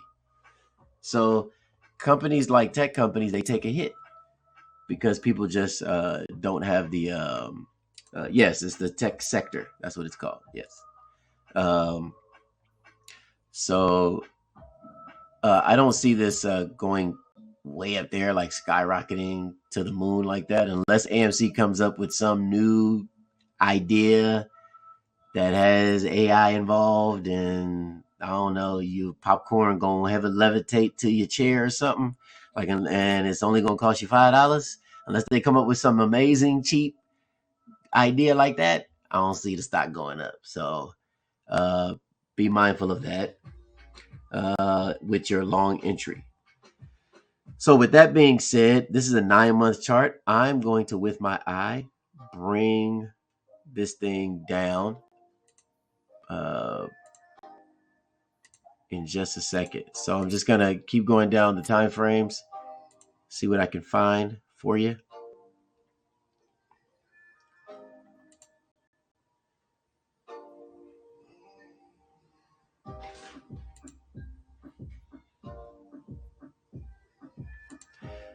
So far, what I can just say off the top of my head is we have some major resistance right here. So we can just mark that off, get that off the table. That major resistance just happens to be at mid pivot. That's a crucial area. So there might be some upside potential, but no greater than mid pivot. I'll go with that. I can see them doing that. That's a nice area way back here. I like that. You guys are probably thinking on here, what does a 2015 candle got to do with this candle currently? What is Professor looking at? Yeah, you got to get mentorship for that, bro. Don't have time to teach that. All right, let's get back to the candles here. I was being funny. Serious but funny.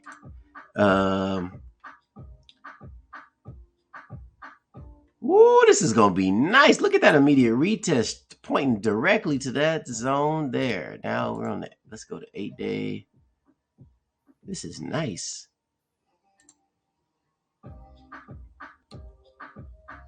That's too big. That's all uptrend too. So even though this is all uptrend, I just don't see them going up. Like I said, this is when you start dealing with technology, you got to have a reason to go up. You just don't go up. Like Forex goes up because money's or currency's being exchanged all day, every day. That ain't gonna stop. But people ain't going to the movies all day, every day. So you're not gonna get the volatility that you would get in the Forex market.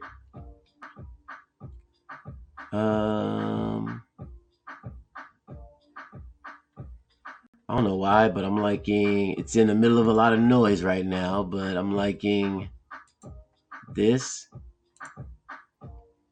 and that. I don't know what's in there. Let's see. Boom. As possible supply zone. This is the 2-day. That's not a zone, you guys. I'm looking through the noise, and I'm just trying. This is what I do when I chart by myself. If I see something, I just mark it. It could be dead wrong. I could be dead wrong about it, but I don't want to try to remember. What if this is going to help me as I go down a smaller time frame and I'm like, oh man, where was that thing at? Let me compare it. I won't remember where I was at. So that's why I'm annotating as I go. And if you guys remember, I said Lamar was the one that taught me that. That guy's on the call right now. I mean, on the webinar. So the one that's username is Gambit Strength. He's the one that got me annotating, and it has saved me a lot of time. I used to just look with my eye, chart, put my entries in, but then I would forget why I did what I did because I didn't have any notes on here. I hate note taking because for me it's time consuming, but it saves me time on the back end. It doesn't save me time on the front end. I got to waste an hour almost making it pretty, especially for y'all. I got to make this thing pretty and look good and all of that stuff I don't need to do for me. But when I do that for y'all, or for, let's say, some training or mentorship I'm doing, or some class I'm teaching, and then I have to go back and look at that, it's like a breath of fresh air to go back and go, what? I ain't got to do no more work. The work is already done. You only got to do the work once. And then once the trade works out, that's when you delete it. But until that trade works out, you only got to do the work once. So hats off to my boy who loves annotating. Too much as far as I'm concerned, but hey, it works. I can complain all day, but I'm gonna complain and do it because it works. So thank you, bro. I just want to be able to blink and do the same chart. That's all. I just need to be able to blink and all these lines pop up.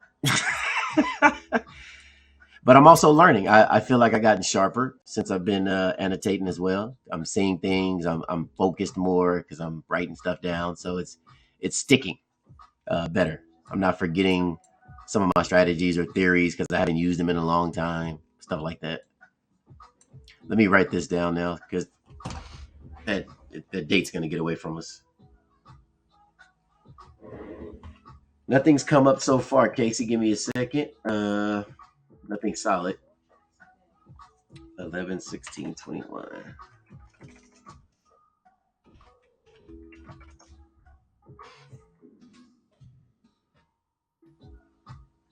If you see anything too, Lamar, just shout it out. And let's get this off the table too. We have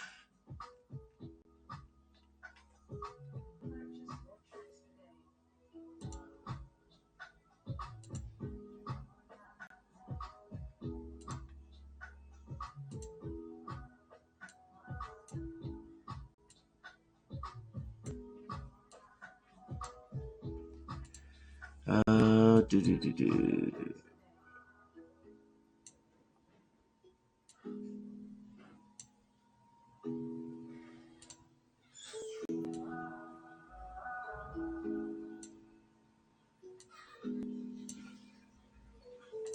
So looking at that candle there, I'm only doing these arrows. See how long that took me? I don't do this if it was just me. I'm doing this because of Casey. I would have never spent a whole minute trying to straighten out a doggone arrow. That would have never happened in my real life. But I just want to show you what I'm looking at. I'm looking at this candle here. We have this breakout to the upside. It's actually a gap breakout.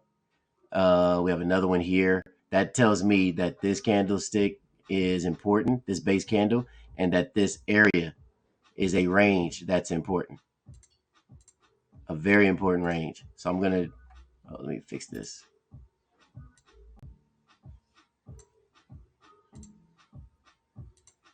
That range right there, that's a very strong support range. If you guys are looking to buy, this is a good area to buy at. $4.43. If you're going to get in this trade, wait for that thing to come down to you. Because guess what? It's going to come down. It's the tech sector. It's got to come down eventually. So I don't know when, or if it might go up before it comes down. I don't know, but that's a good place to get in. And I'm saying that because we don't have confirmation of an uptrend because the anchor break is here. What kind of anchor break? Uptrend. And we'll change that to daily. Price action has to open and close above $9.15 before it's in an uptrend. Otherwise, it's just in a range. Until it gets above $9.15, it's just sideways with a downtrend bias. And it could be sideways with a downtrend bias forever. And it has been since 2023. Yeah, January. From January, the beginning of January, it has some peaks, but it's been sideways for the most part. Since it's come down from this price here of $9.15, it hasn't really gone back up other than $8.49. It had a moment. I don't know what was going on in March that made that spike. Actually, February the 28th is what it says. So unless you guys keep up with this, I wouldn't know why. But Casey, if I'm looking at this, so if we don't go way up here, that's extreme.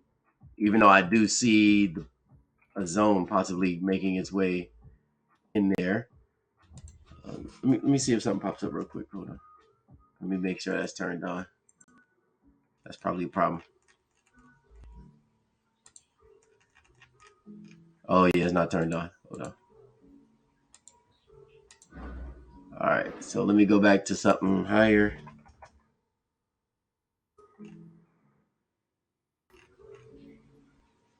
Okay. Oh, see, look, that looks clean right here. But this immediate retest back here, that's uptrend. So It might hold. Ooh, that 5-day looks nice. 4-day. This 3-day is decent. But as far as this 3-day, I would only use the same top part that I highlighted here.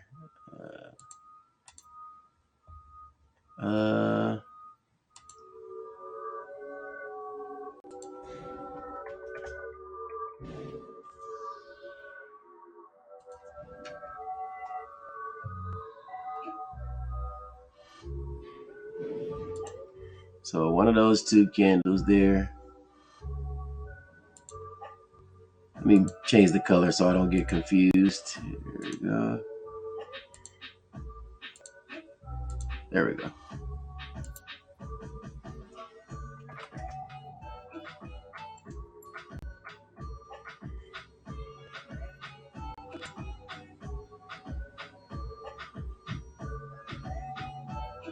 So your target is 660? Okay.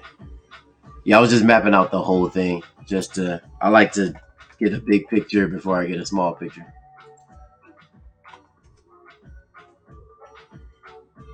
But if we just go with this, I don't want to get too deep in there because when you start getting equities, the chart starts getting crazy.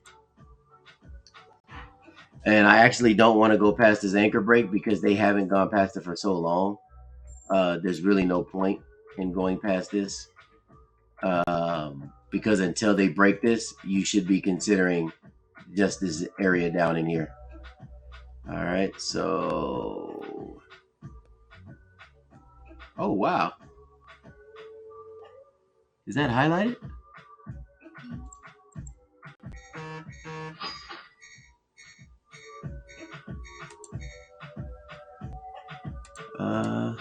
Oh, that is. You see that? The indicator highlighted this. How ironic. I have my line right on there. And then you go to 1 day and now it highlights it. So I told you guys $4.43. The indicator is saying, let me put that back. Hold on.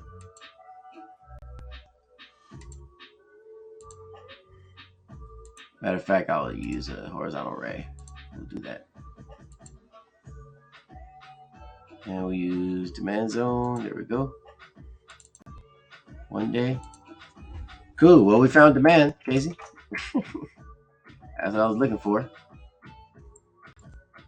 The reason why I do 443, you guys should know why now. I'm just trying to get in early. So that was the top of the supply support range. Here's the bottom. And the indicator actually pointed out that it's at the bottom. So you can get in at $4.09. $4.09 would be a good entry for anyone wanting to go up. Wait for it to come down to $4.09 and you'll be good. As far as uptrend, you said $6.60. Okay.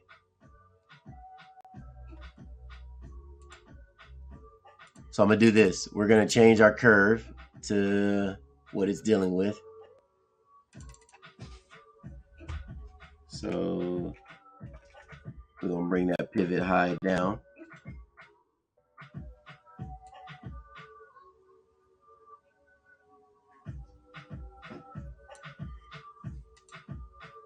Gonna bring my anchor break down to here.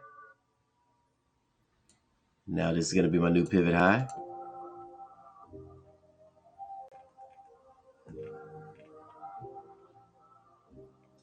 This is gonna be my new pivot low.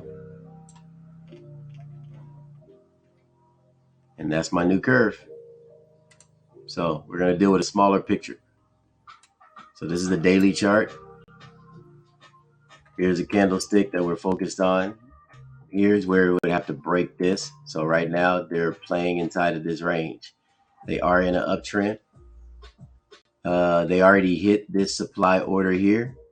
So as you can see, had price action come up and we already had an order in here, you'd have been able to short this all the way down straight almost.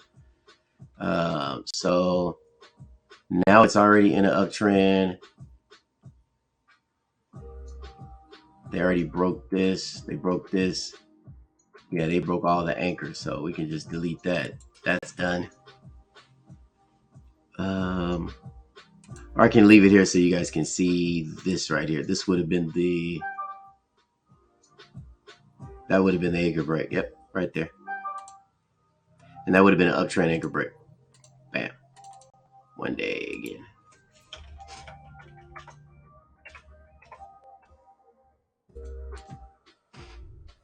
All right. So you guys see how the chart's coming together?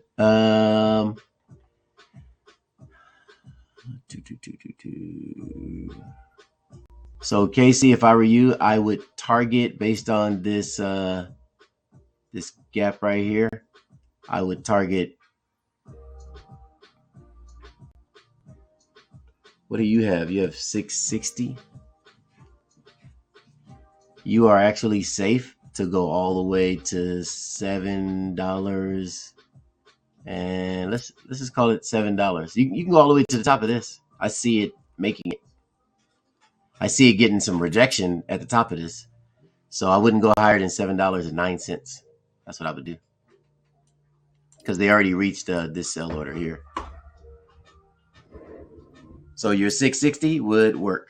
Your 660 is just here. You're at the distal body, right above mid pivot. So yeah, I see that working out. May not happen fast. It's going to take a long time for it to get up there. It's a company. It's not Forex. So until the company does something to make the company better, that stock ain't going to move. That's why I don't really like trading stocks like that. I'll trade an indice or something, or something with a basket of companies to keep it moving. But I'm not trading one stock like this, because unless the people sitting on the board got some grand idea for AMC to make more money, this thing is just going to trickle its little way up forever and ever and ever. And that's how it works. So when I trade these, I just trade them and I don't even turn around and look back. I just buy them and hold them for years. That's kind of how I look at these. But there you go, Casey.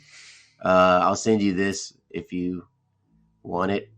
Actually, I'll just copy it.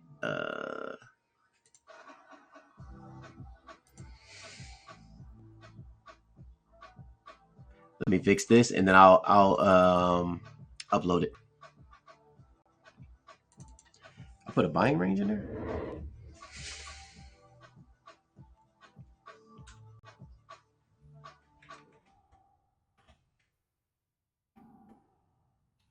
$4. And what does that look like?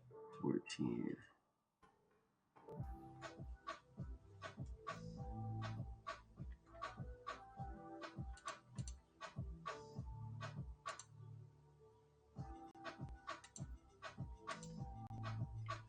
Is that 410? Is that what that is? Oh, 409. Okay. 409. So let's do 410. If that's 409, then let's do 410. Want to get in, a little early. Guarantee our position. You don't know what kind of spread you might have. Let's get rid of that other buy order there. Don't need that one.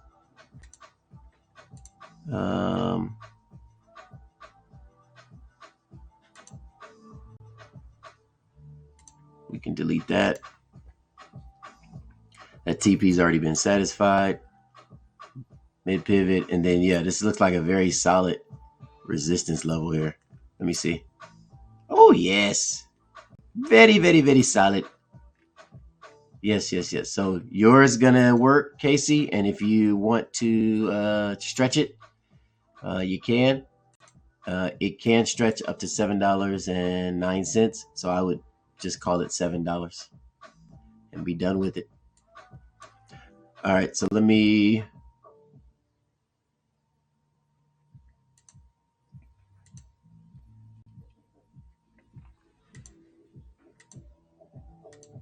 get rid of some of this stuff here. There we go. Don't need any of that.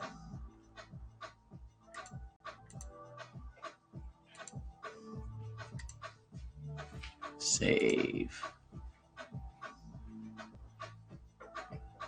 All right, so I will publish this chart for you.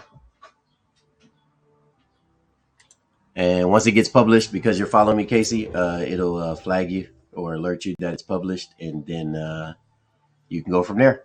I'll put together a little 2-3 minute video for AMC, and then you'll have it. All right, actually, that's it, guys. I said I was gonna do AMC, so love you guys, appreciate you. You guys have a good one. Get you guys some rest. All right, we did great. We got, I think, 13 or 14 trades, only 2 in drawdown. Have a blessed one. God bless.